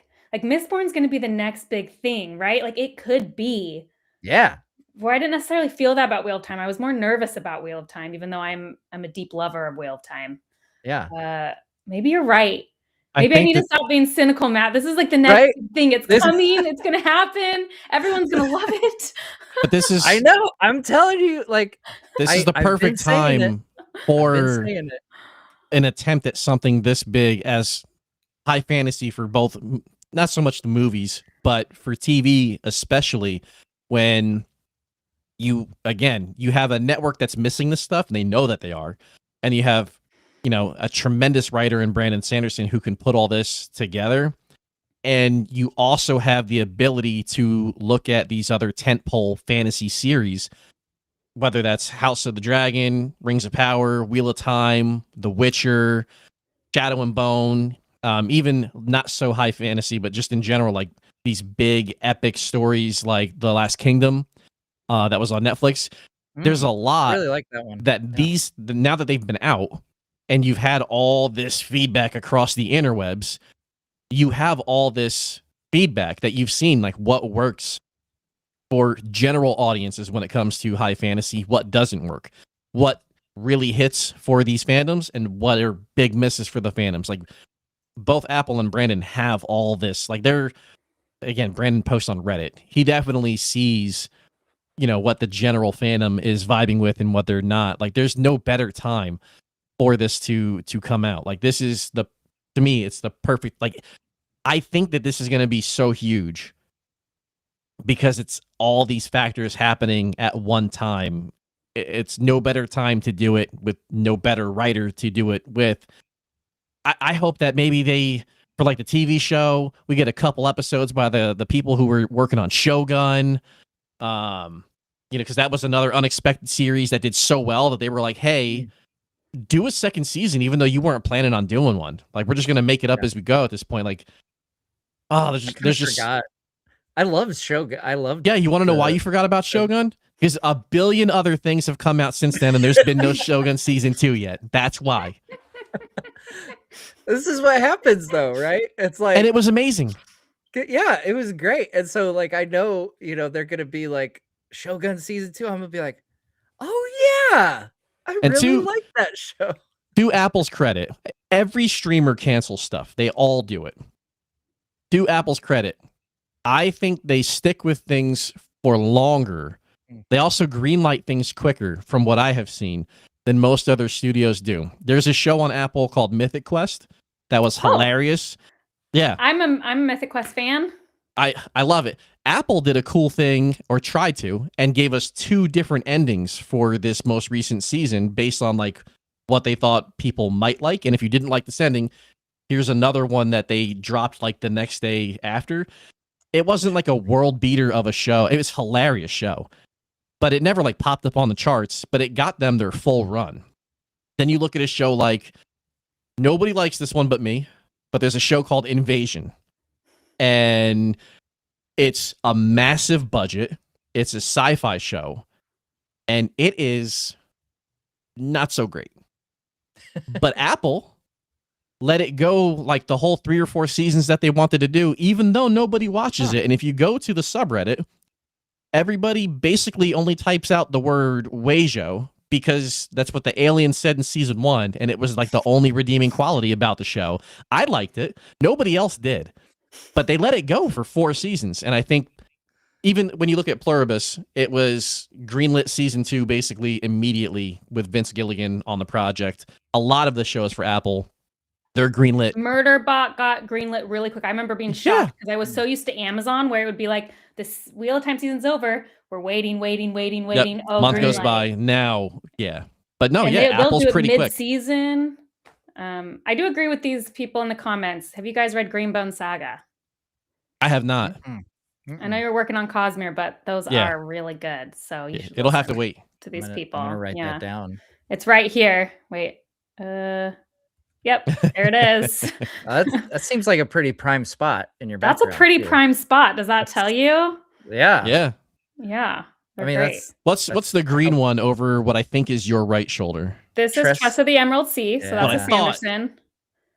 This is Piranesi. Another great one. Game of Thrones. This is so hard. Why is it like, does it feel No, you're doing good. You're doing good. Dandelion Dynasty. I recommend them all. I haven't heard of that one. Very cool. And you got your Yeah. Sanders shelf back there too. I see that. Yeah. I actually have Yeah. several Sander shelves. There's one down there too. Oh, look, the focus. That's a lot of changed. books. There it Yeah, that is. was focus. cool. I can There see it now. There it is. There's the Sanderson shelf. But yeah, I think But no, I agree Apple, with you. Apple TV feels creative driven. Feels like in a way yeah. some of the others aren't necessarily. Yeah. have y'all seen the Like I said, studio? it feels less algorithm and more creative driven. If you haven't seen the studio on Apple TV, it is Seth Rogen does it. It's basically a show where they get the real life, like Dave Franco in the show plays Dave Franco. Okay. If they get Olivia Cook on the show, she plays herself. A lot of like the drama around some of the directors and actors in Hollywood, like not conspiracies, but like the controversies around them. They get them on the show to film like bits around those things and poke fun at all the stuff that happens in Hollywood and each other. And I don't think other studios would have put a show together like that where they can, make fun and mock all these things that are happening in Hollywood. And again, it won a bunch of awards. Yes, on the chat, Monarch, the Godzilla show. Yeah, I liked season 1. I forgot that was on Apple TV. It's about I really like season that 2 is one. about to drop. Yeah, like there's a ton of stuff in there where if you were watching Apple TV when it first came out, it was like there was the morning show, and then there was the morning show, and it took them a while. Like one of the knocks that they had was they should have bought somebody's back library so that they had stuff for you to watch in between. But the way that they've done it, they've just been able to slowly grow their platform to where there's now a bunch of content. So if you finish your show, there's a bunch of other things you can watch where you're not having to switch to another network, and still ad free. You don't have to pay extra for no ads and have your huge fantasy epic show interrupted by 3 different 2-minute ads at a not so good time. I do love Ted Lasso too. Ted Lasso is one of my favorites. so great. Yeah, but they So might be great. forcing it with this season 4. We'll see. I don't know. Oh, We'll see. absolutely no. Find out. I'm not on board. I am never on But I'll tune board in. for the you come back, it's never as good. I lived through Community. I lived through I mean, I needed 6 seasons in a movie of Community, so that's fine, but I also lived through why can't I think of that very famous show that came back for a 4th season that wasn't good? Was it Arrested Development? Yes, Because I said that's Blue what I Family, thought. Arrested Development. Oh, okay, yeah. Blue Family. I love the first 3 seasons, and I could So not. good. Yeah, No, I could no. not. I will say, so going back to Bookborn, what you said, that maybe my optimism is starting to rub off on you. This is good. Like, and for some background, folks, in case you haven't picked up this about me, I am a lifelong Chicago Cubs fan, and optimism is like in my DNA because it was a lifetime of futility for so long. They finally won the World Series in 2016, thank God. That was But 10 years ago. It was 10 years ago. I'm getting really frustrated that they haven't made more noise in the playoffs. They should be good this year, I think. I hope. But in my DNA from growing up as a diehard fan of the futile Chicago Cubs and just the hope springing eternal, this is where my optimism comes from. This is why it's part of me, because every year it's like, but it could be better. Anything could get better. So I hope it's rubbing off. I hope you don't mind me sharing this, because I sent Bookborn a message. I was messaging. I was one of those 800 messages that she got. I was immediately messaging all kinds of people that I know that are into Cosmere. And I said, holy crap, it's happening. And Bookborn's first response is, I mean, maybe. Okay. I'm just saying, earlier this year, I did this video where I talked about every current fantasy adaptation that's in the works.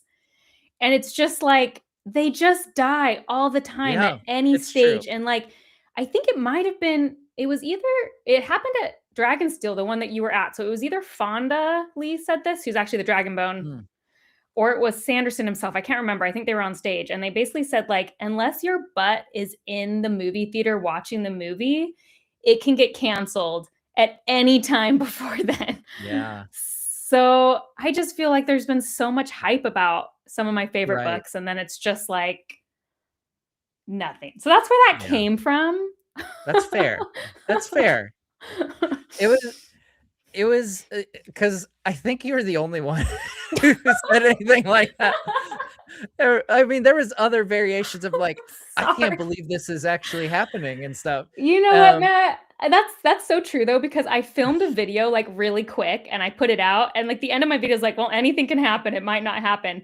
And then everyone else filming videos on my feed, they're like crying. Like one of these girls I know who's so great, she's crying hearing the news, like it's happening. And I'm like, okay, I got the vibe wrong. Like I did not. I don't mean to be a pessimist. I guess I just don't want to get my hopes up and then just be so dashed. But yeah, sorry. Don't message me next time, I guess. No, I'm gonna keep messaging you and hope that the optimism that my optimism can become infectious. But no, it is a good point though. Like it is a good point. Like there is a lot of cancellations that happen, a lot of projects that, you know, get there's deals made that we don't even know about. And you know, things get canceled after one season. I don't think that will happen with it. I think there'll be so much hype going into this that the first movie and the first TV series are gonna go bonkers in terms of viewership. And then it's all a question of like, okay, is it good? Like, is it good from there? Because like, if it's good and people like latch onto it, like we think they can. I mean, obviously we recommend these books to like anyone who even hears the name Brandon Sanderson and we're like, oh, Brandon Sanderson. Oh, yeah. Let me send you a list of books that you should read. And like, here, do you want to borrow my copy? You know? So not to be a downer, but to use Matt's sports analogy here, I'm a lifelong Mets fan. The Mets won the World Series in 1986. My parents conceived me in 1986, probably to celebrate the Mets winning. I was born in 87. The Mets have not won a World Series since I've been born. Every year I go into the season and I'm like, this is our year. And on the final day of the season, every year I'm like, oh, there's always next year. There's next year. Oh, well, you know, my football team sucks. Well, it just means we get a better draft pick. You know, we'll be good. And there's a movie that came out that I guess didn't do crazy financial numbers, but I thought it was excellent for what it was supposed to be. To Bookworm's credit about not wanting to get like too attached. The Dungeons and Dragons movie, I thought was a really fun, well done movie. That movie. Where's my sequel? Good. Where's the sequel? How do you not follow that up? I think like the general audience is like, this was actually way better than I thought a D&D movie was going to be. Delightful. How have we not followed up on this? Like, where is that? My entire family loves that movie. Like my wife and I, all the way down to my 5-year-old daughter. We all watched that movie. My husband and I loved it. We watched it several times. And I don't do that a lot anymore. Right. My biggest regret from any of the Comic-Cons I've been to was there was like a pop-up D&D around this movie, like Tavern or something, that you could like walk into. Yeah. So good. I was going to join you, remember? But they shut down the convention, and because I GPS everywhere, couldn't figure out how to get around the venue properly in time. So I missed it. And I knew I was going to like the movie. I ended up loving the movie. And it's like, I kick myself thinking about that all the time. And again, I was so hyped up for it. And then I'm reading people's thoughts online about it. And it seems like people are mostly pretty positive about it. I know it did well enough that it should have broken even, if not made a little bit of money. That's like, from the studio standpoint, that was your opening one and people liked it. Through word of mouth and the ratings of the first one, you would think a second one would be an easy sign off on that baby. Let's get to work on it. Yeah. And where's it been? Well, it's like this idea that stuff has to make like $1 billion or it doesn't get sequels. Like that's why all we have is like superhero movies. I was gonna say, and like, yet Marvel movies are still being made, though. Has there really been a good one not in a while? for a No. bit. Not for a bit. I will say, okay, so Higgy, and shout out to Higgy, because Higgy's like, to call him a thorn in my side is a little like, sounds more derogatory than I would say. He was very encouraging that I should get into the Cosmere. So he was very persistent in that. So shout out to Higgy for his persistence in getting me to finally dive into the Cosmere, because I would not be as obsessed as I am today if it were not for Higgy's encouragement. But Higgy brings up a good point. We know that Brandon really likes Magic the Gathering. Could you imagine, like, in the midst, here's another thing that could like go between seasons of Stormlight or between movies of Mistborn. What if we get Magic the Gathering? I mean, we've got a Fortnite Cosmere skin. sets? Why not MTG? I see. That's one of those things. Like, I wish I could get that skin now, because I play Fortnite with my kids, but I wasn't aware of, I wasn't aware of this universe when that skin was available. And now I'm like, oh man, I would just be Kelsier all the time in Fortnite. All the time. Speaking of shout outs to Higgy, I've seen some of his photos that he's been taking recently. I don't know if he got a new camera or a new telescope. Take pictures of like the moon and the stars. If you haven't seen him, check some of those out, because those are like really good shots. And I was thinking about both of y'all's cameras are really nice, and I'm just doing this from the Mac Studio display, so it's not as good as your cameras. And it made me think of his camera, and now I got to upgrade my camera. So thanks, guys. Yes, Honor Among Thieves is phenomenal. It is. I even made, so like, I haven't scripted the video, but I really like making YouTube thumbnails, and just, I've always loved messing around in Photoshop. What? And I made a thumbnail. You like making thumbnails? I love literally Photoshop. the worst part of the process. No, so like, okay, so here's another, like, since we're sharing about things, about us that point out how old we are. Yeah. I used to, in college, play with Microsoft Paint and essentially Photoshop things, silly, stupid things, when I was like working the front desk in the residence hall that I was an RA in. And then someone was like, hey, you should really try this program called Photoshop, because I don't know if you guys are familiar, but Microsoft Paint does not have layers. Yeah. So like, wherever you I set also something, did stuff it's like in Microsoft Paint. Yeah, like That's it's extremely limiting. Like Photoshop was just, yeah. Do you want to know how old? This is my old thing. When I got into Photoshop, I bought books about it. Like, Yeah. you weren't like Googling things. You like, Yep. I bought like how to, like, I bought different things. Like, this is how you do this in Photoshop. The Dummy's Guide to Photoshop. Yes. No, it wasn't that. They were like these artistic books about like, here's how you edit photos and like all of that. Here's how you do this in Photoshop, and like, so tutorials. yeah, But like yeah, tutorials, they were like the official tutorials. books. Yeah. Yes. That's what I use TikTok for now. I follow these people who show you, like, put your phone camera in this mode, turn it this way, put it on the ground like this when the sun's coming down here, and watch this amazing shot you can take. And I watch those for like hours of my day after work. It's way too long. And then I never take any photos like that anyway. But that's my TikTok addiction. I just want to know how people take these amazing photos all the time. So this is a really interesting question. It's funny because I've been asked this like on the Lord of the Rings front. Like, essentially, if you were to get a cameo in the Cosmere, who would you want to cameo as? That's interesting. Well, I've never thought it. I mean, nobody, because I'm a terrible actress, so it would have to be right. So only. it'd be like a background. I'd ruin person. the movie. Yeah. So yeah. No, I'm fully aware of my limitations as well. So I'm like, I can't even have a line. I don't believe that, guys. I don't believe that for either one of you. Standing back there, I'd be a guy standing, a dwarf standing. That's a good question. Who would? So you would have to do Mistborn if Mistborn's your favorite. Oh right, yeah. Warbreaker's my favorite. Oh, no. So when that gets made, well, this might be a dumb question, but I feel like the answer is no. Are there dwarves in this universe?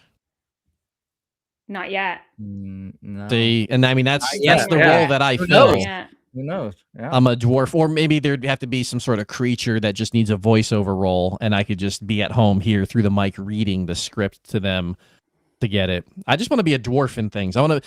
There's not enough fat guys on TV. I always say, like, they run us out of Hollywood all the time, but like I could see myself being in the background of like a tavern somewhere as the heroes are having a discussion at this table and they're coming up with their plan, and I'm just chowing on some sort of chicken in the background. Like that's the role that I would be really good at, and you don't have to pay me for it.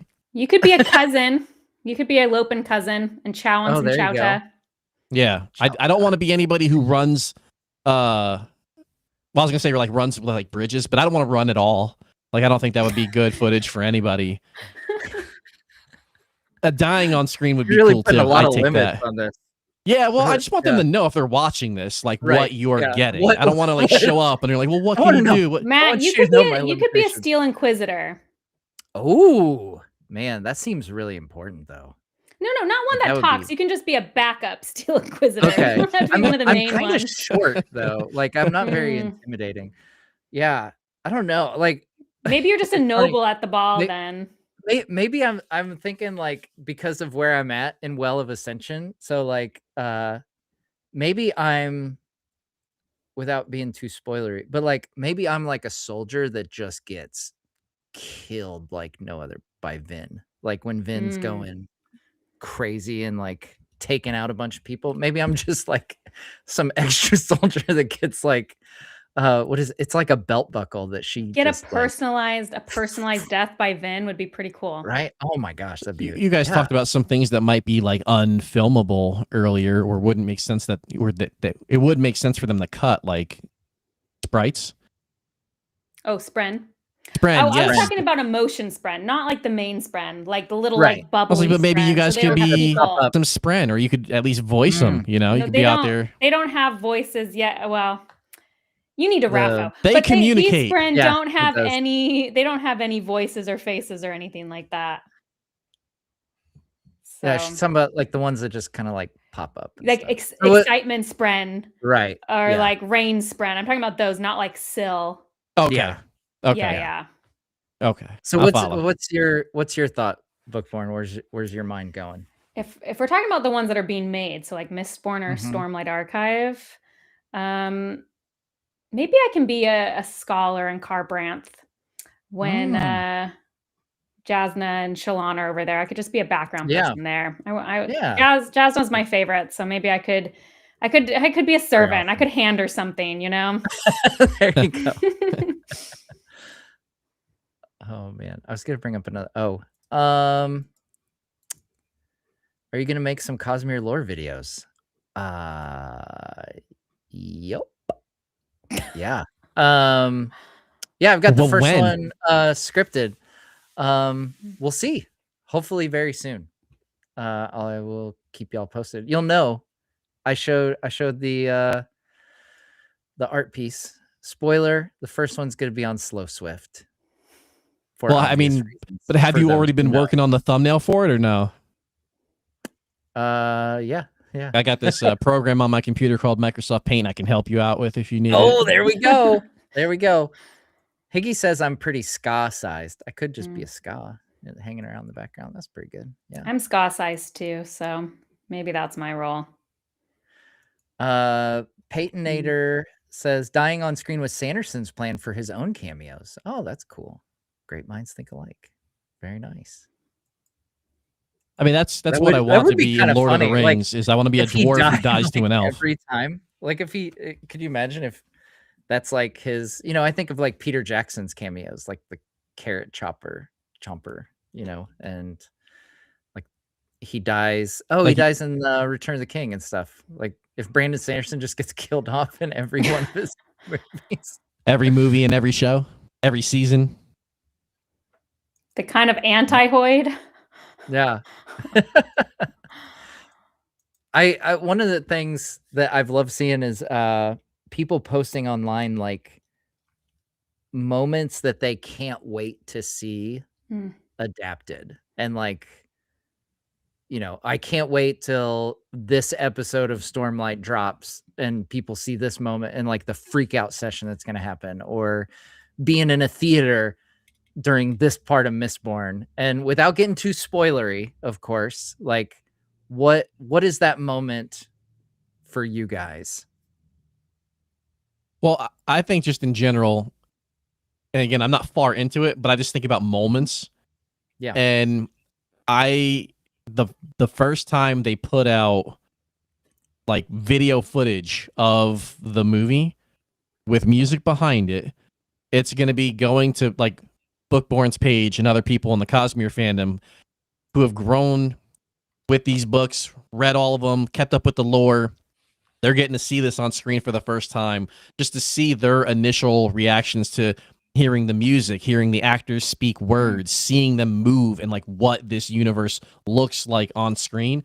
And hopefully it's one of these moments where as they tune in, they're getting goosebumps watching it for the first time because they're so happy with what they're seeing. That's what I want. That first moment of the fandom, seeing something live. I can't disagree more about Andy Serkis playing Oser, and I love Andy Serkis, but that does not seem like the right role. Get him in somewhere else. For me, it's for sure, if we're talking Way of Kings, since that would be the first thing published in Stormlight, will be the rain scene with Kaladin. I'll just say it that way. Yeah. That is just like, I think on screen that will hit incredibly well. Man. And Ash Fell from the Sky. The opening scene of Mistborn. I don't think it has to be anything Yeah. else. I just think the opening scene of Mistborn. Yeah. Oh, that's good. Because Mistborn is so like, because I just love it so much. There's a lot of things in both, like in Stormlight as well, that I'm really pumped to see. But without giving away too much, I'd say like the big town square scene in Mistborn. Like at the end? That one? Or you mean earlier like on? Pretty dang pretty close to the end. Yeah. Oh yeah. Again, I can't like, Oh, man. I can't say hardly anything without yeah. That's a great one though. Oh man, it's gonna be amazing. Oh, and I said this earlier online where I love that, like, there's gonna be casting announcements and there's gonna be people who know, like, oh, so and so is gonna play this role, and it's gonna have like a description of the character, and it's gonna seem like really minor to a lot of people, but people who like have read are gonna be like, oh my gosh, it's that person, and like they'll have no idea how big of a character it is. And I love that, how often that happens where a seemingly minor character ends up being a huge deal. Agreed. Okay, so I did promise, now that we're almost 2 hours in, I did promise some Hunt for Gollum conversation as well. Oh my gosh. It's so easy to just keep like going on this, because as you were talking about, Varking, when you said like music kicks in and stuff, I was like, holy crap, we're gonna have like Stormlight Archive soundtrack and Mistborn soundtrack, and we're gonna, presumably have like concept art books, like, which is one of my favorite things to come from movies and TV shows is concept art books. I love them, behind the scenes books and stuff. And like, hopefully there'll be special features. I know it's a dying art form, but yeah, I would love like behind the scenes features, for these. Let's go back to old DVD where they talk over the movie. Let's do that. The commentary. Yes, there. Yes, I still have it on my desk. This is what I want. So many hidden gems. Could you imagine if we had like, especially because these are so cool because they look like books, but like, could you imagine each season of Stormlight and each movie of Mistborn, we get these to like pop on our desk, and like, I mean, people's Sanders shelves would be huge. Like, we'd have all the books, but then like throw up all the movies and seasons. Oh man, physical media, please, Apple. Apple has done some physical media releases though. Yes, like I saw they've done like For All Mankind and stuff. I've seen that, so there's hope. I'm gonna hope for that. Oh, we have a Hoyd question. What do you think they'll do with Hoyd? Cut? Absolutely not. I know. He's 100% in there. Yeah, he's got to be. That's one of those where people will like lose their minds. No, and that is other people will not. be like, what? That is not Tom Bombadil. Okay, that is No. no. That's what I saw some people commenting that Hoyt was going to be the Tom Bombadil and that he would get cut out. I'm like, there's no way. It doesn't even make sense to cut him out because A, he is a huge part of the Stormlight Archive. And 2, like, it's so easy to make cameos. Like in the other stuff, he's just a cameo. So why? It's not like they're gonna have to pay a lot. Like it just doesn't make any sense not to. Yeah. That's one of those where it's like, you know, for like the Mistborn film or whatever, you know, it'd be like, oh, they have this person playing Hoyd, you know, minor thing, and then it's like the actor has signed on for 30 pictures, you know, or like 30 projects. It's like, wait, what? Yeah, so let's get to yeah, and we might circle back around to this at the end for some final thoughts, but a couple news bits I wanted to cover real quick. Hunt for Gollum, there was fairly recent news that they are going to be casting a young Aragorn for Hunt for Gollum. So presumably that means that Viggo Mortensen will not be returning for at least the bulk of the film. Again, we don't really have solid news. Like these are nothing official. These are rumors that, you know, these not casting, auditioning is happening. So I know Varking, you've been following this pretty closely on your end. Initial thoughts on them bringing in a new actor to take on this role and the idea of not having Viggo Mortensen as Aragorn. So I, forever the Mets fan, hopeful. I still, in my heart of hearts, believe and hope that Viggo will have a role in the movie as Aragorn, but maybe he's more of like a narrator. Like we intro with him, they're sitting at the council and he's explaining a story and he's telling people about, you know, what has happened in the past or something. And then or not at the council, but like when he's older. And we flash back to a time where this ideally younger actor playing Aragorn does the bulk of the actual hunt for Gollum, which I think is, to me, it's the best of both worlds. It gives people Viggo is still in the movie, Viggo is still Aragorn, and then we have this younger up and coming actor playing Strider, and then as they go into more Tolkien movies, this younger person has now had his, you know, he's out in front of the people now. They know what to expect and how he acts in the role, and he can be the guy going forward. We've seen just through different shows like audition tapes and audition dialogue not always result in it's very different at times what actually makes the shows and the movies. So I wouldn't read too much into that. But have seen some audition tapes. I actually think that the news of there being a younger Strider or a younger actor playing Strider, as well as Viggo potentially still being in it, makes me more hyped for the hunt for Gollum than, I know this isn't everybody's thing, but I'm in favor of new actors doing these roles in some cases. Some I don't ever want to see change, like, you know, Gandalf shouldn't be anybody else, in my opinion.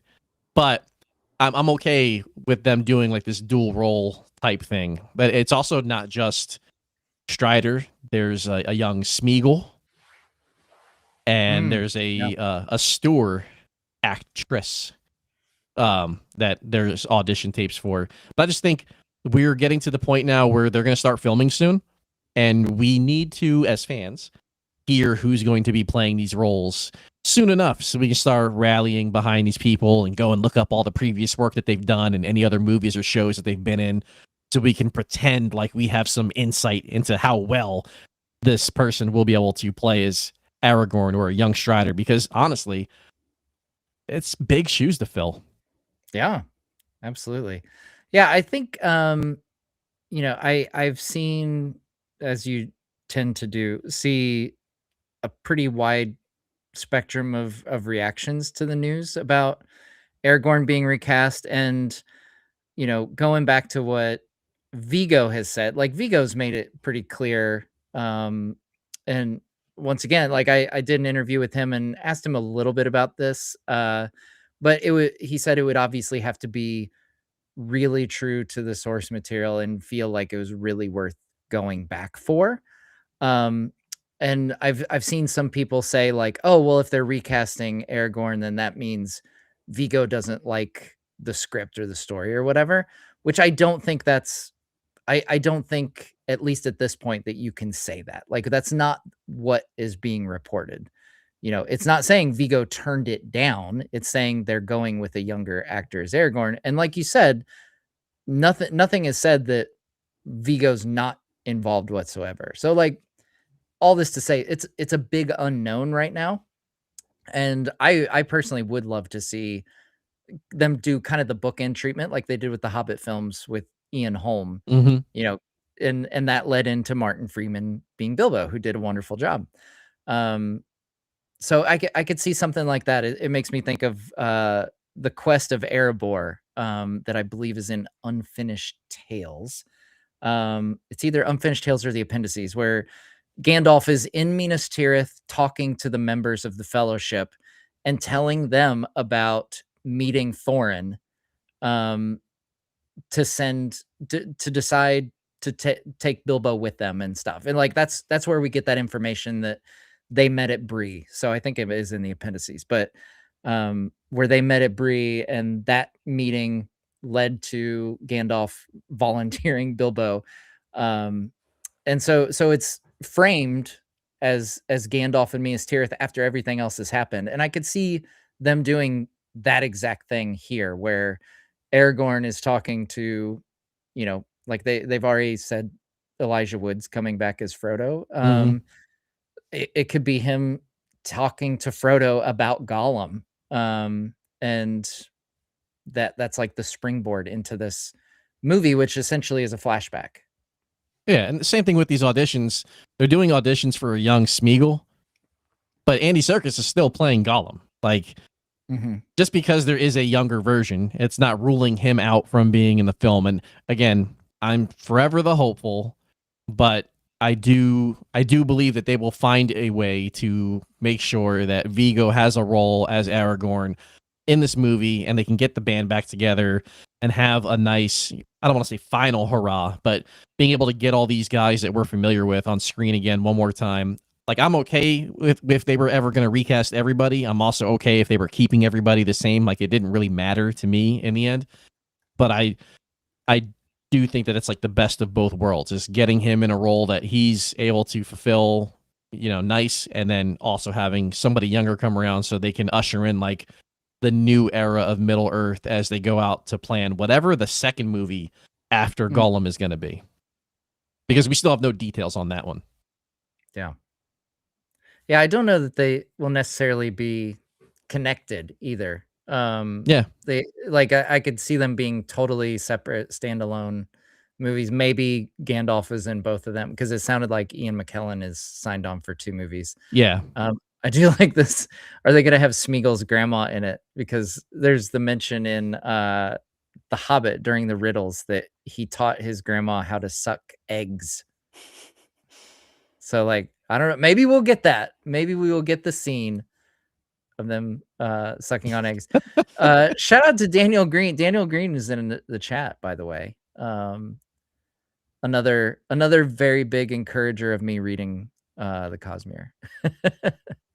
He was the first video I watched as a reaction to this news, and just seeing how pumped and excited he was got me pretty pumped.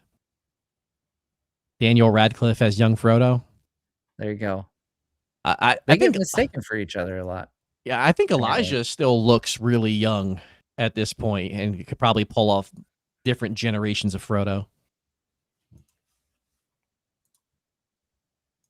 He's another one, kind of like Gandalf, where as long as he wanted to do the role, I would have no problem with him wanting to do it for forever. Yeah. Yeah, that's the thing. I can't remember who we were having this conversation with. Like a group of us were, I think it was in a pub in London, where there's like a group of us, mostly like YouTubers and content creators, and we were debating about them bringing Ian McKellen back. And like the final mic drop moment was when somebody said like, "Are you gonna tell Ian McKellen that he can't come back and play Gandalf?" And they're like, "You know what? Yeah, you're right." Like whoever was arguing against it, I'm not gonna out them because that would just, people would probably justifiably attack them online. I mean, let's be honest. Well, but, considering you're saying it's justified, I'll assume that it was not you making that argument it against was him. not me making the argument that there should not be Ian McKellen. No. Yeah, no, that was not me. Well, yeah, there's not really a whole lot else to report on Hunt for Gollum. Like it's for those who don't know, it's rumored that it's going to start filming in May.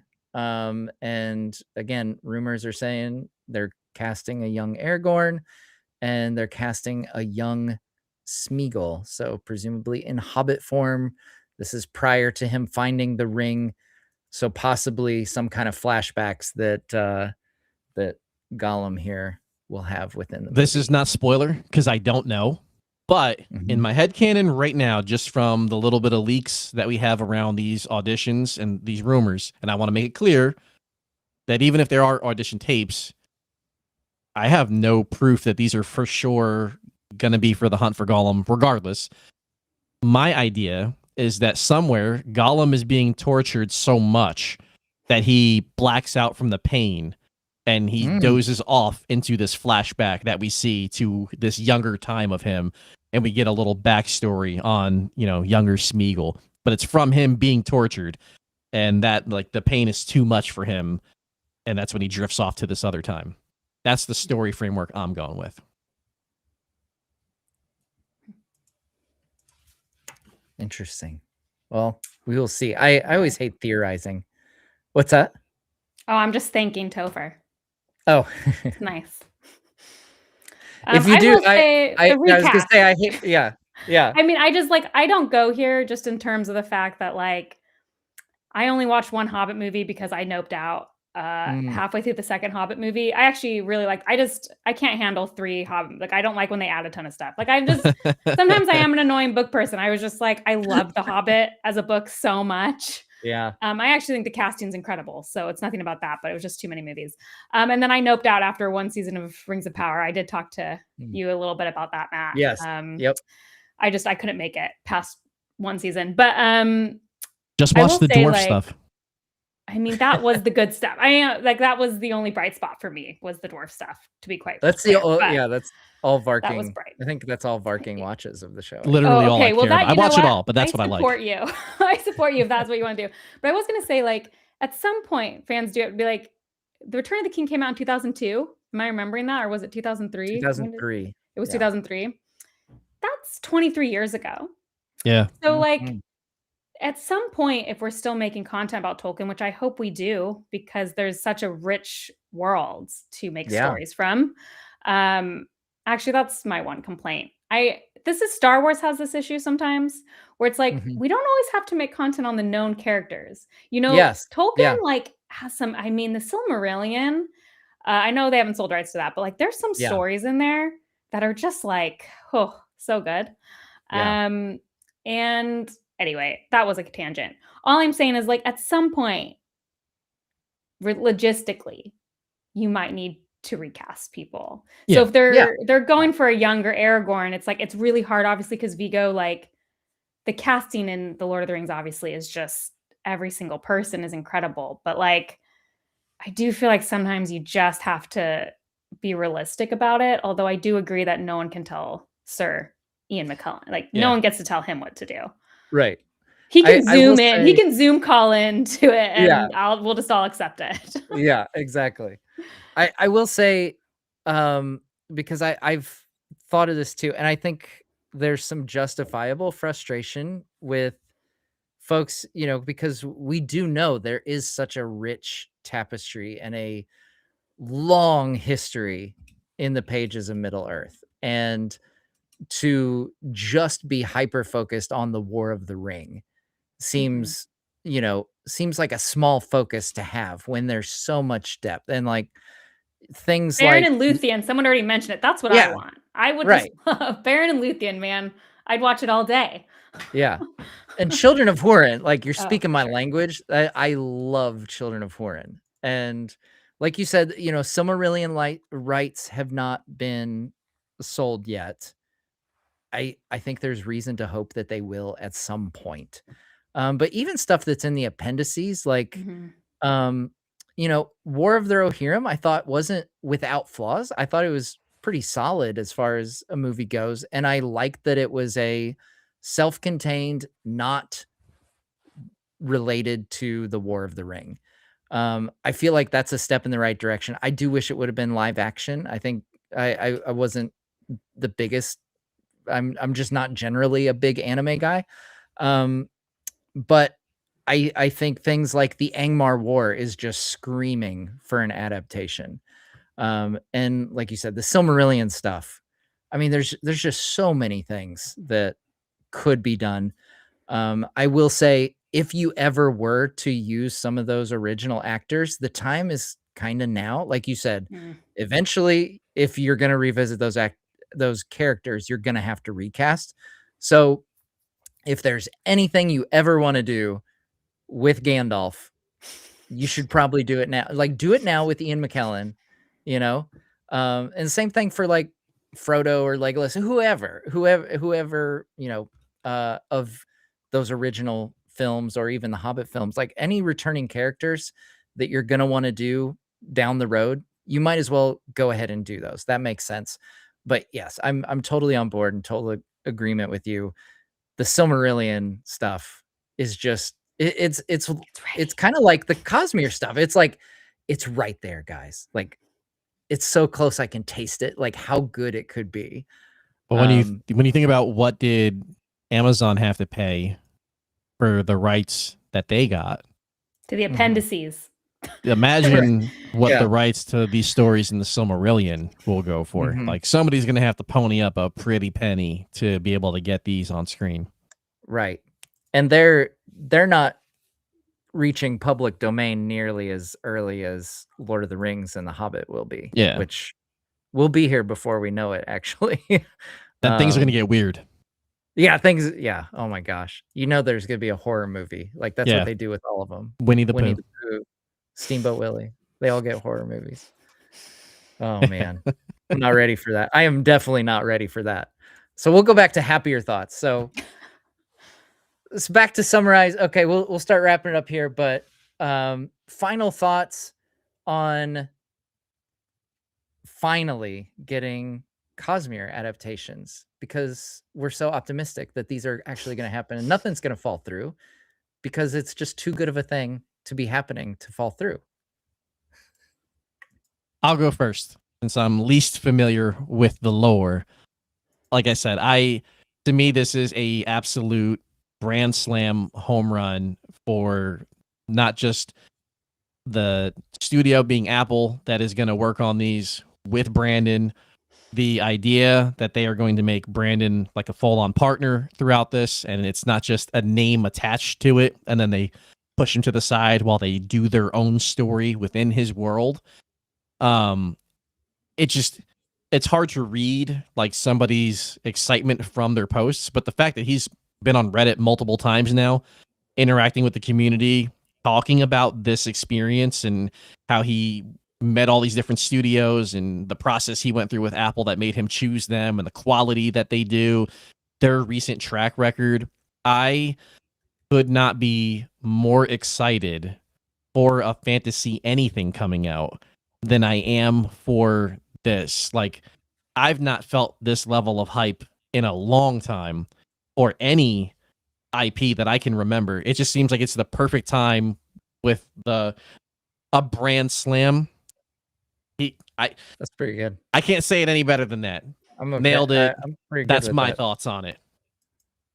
I wouldn't even constitute that as a dad joke. Like that's just a good pun. No, right that's there. a great I pun. like That's that. great. Yeah. A brand We'll slam. add it to Sanderlanch. Oh, Yes. I like that too. I'm really curious to see the vibe on the live tomorrow.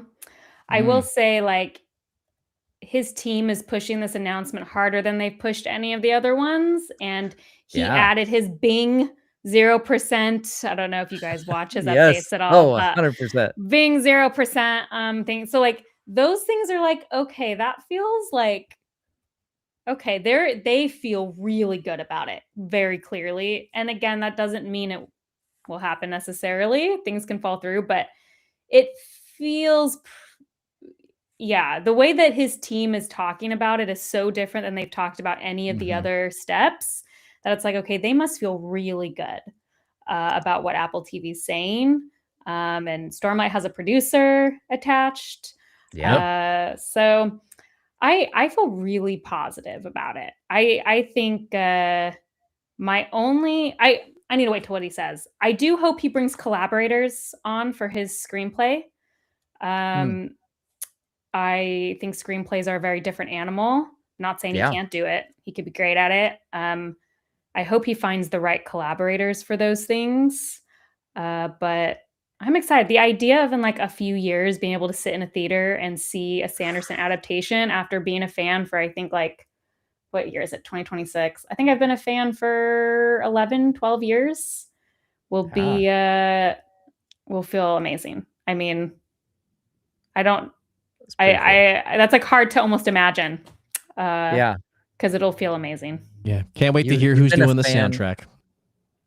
you've been a fan for longer than since the last time the Cubs won World Series, so that's pretty big deal. Um, bringing it back around. Kind of both. Yeah, I I think, you know, I've used the term before, unbridled enthusiasm, and that's where I am. Like, I'm just so pumped, and like you said, I think the fact that this seems to be shouted from the mountaintops in a way that we haven't seen with Brandon and Dragonsteel, and like, you know, he's just like sharing a lot of articles and posts on his Mhm.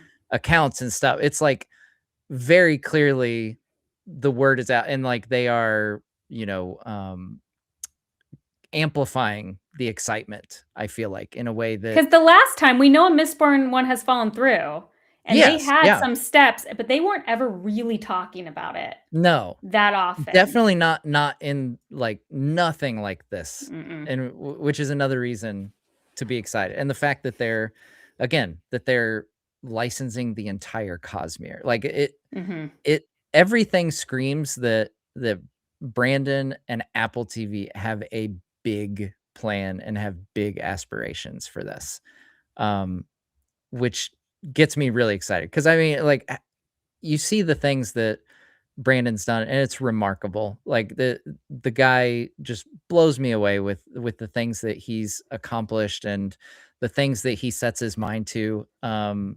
It's just awesome.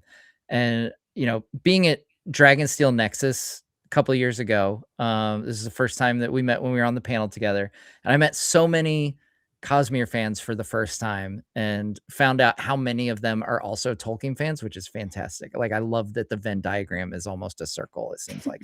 Um, but it's such a wonderful fandom, and it was one of my, if not my most favorite convention experience because it was just so delightful and wholesome, and everyone was just so excited that like there was people who like knew me from my Lord of the Rings stuff and were surprised that I was there and were like, "Wait, you're into Cosmere?" And so like I would tell them, "Yeah, I just started like 10 months ago and I've read all the," and they were just so excited for people to share in this thing that they love. And it's such a pure fandom vibe and a pure fandom feel that I'm excited to see that grow even more, and I'm excited for all those people that I've met along the way to have that experience like you're talking about, where they've been a fan for X number of years, and to see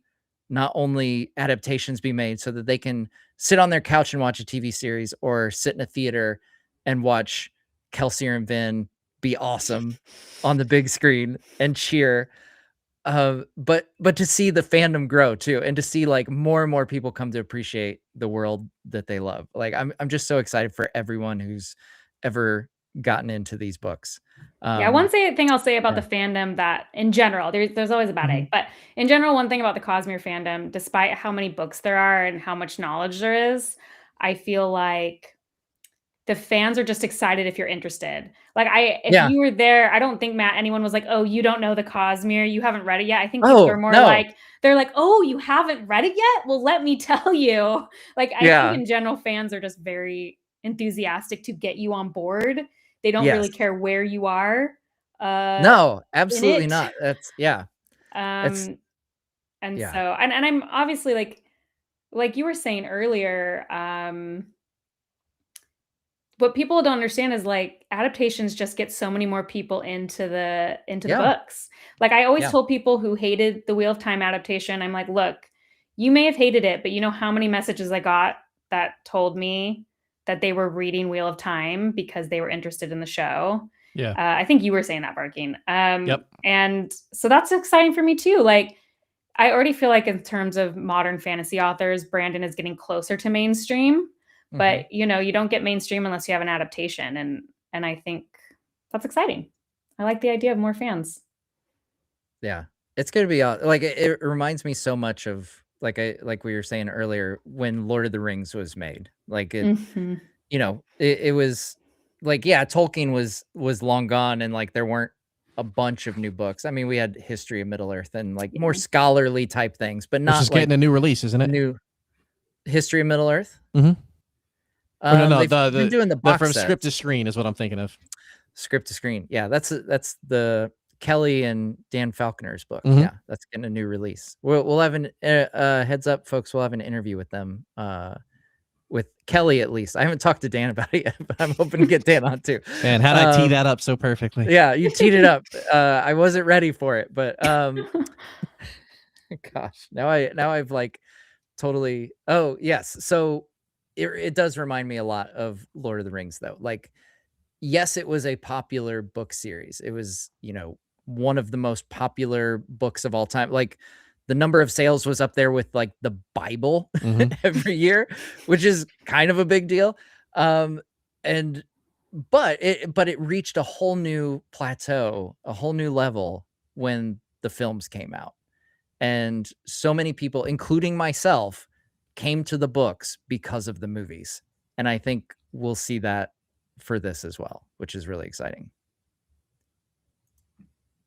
All right. Well, I did not volunteer Daniel Falconer. I said we'll see. I caught myself before saying we'll have them both on because I realized I've not messaged Daniel about this yet. I've only messaged Kelly about it. So I'm not promising anything.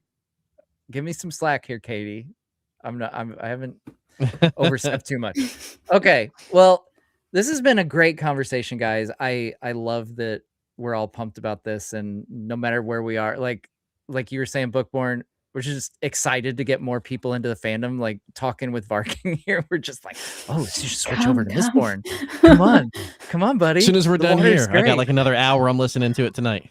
Right? Yeah, I'm gonna be bugging, and like this is the beauty of it. Like this is what you do. It's like, so Varking, how's that Mistborn going? What do you think? Right. If you have any questions, Varking, just message me. Any questions, right. I'll answer them for you. I got y'all. All right, folks. Well, tell everyone where they can find you guys if they want to check out your awesome work. Well, for me, it's pretty simple. You just go to greenlanternspodcast.com, and on my website, there's social links at the top across the board to follow me on any platform. And then any articles I write are below that. You can click them if you want. You can leave likes. You can follow. Whatever you want to do. You know, it's up to you guys. No pressure. I'm going to read the books. That's what I'm saying. I'm going to read these books of the Cosmere. That's where you can find me, reading and doing audiobooks while I'm not doing my work from home job. And I'm Bookborn on YouTube and bookborn.reviews on Instagram. That's the only places I am because I have a hard time with social media. Amen to that. Because you care about your sanity. That's why. Yes, true. I respect it. But I do lots of Cosmere stuff. Lots of Cosmere stuff. I have Lord of the Rings stuff, A Song of Ice and Fire. I'm a huge fantasy and sci-fi nerd, so it's all the fantasy books. That's what I cover. All the fun things. All the fun things. All right, folks. Well, thanks so much for joining us tonight. Very excited. Stay tuned because yes, I will be putting out the occasional Cosmere video. So TBD. We'll see when that comes out. Hopefully soon. So thanks so much for joining us, and we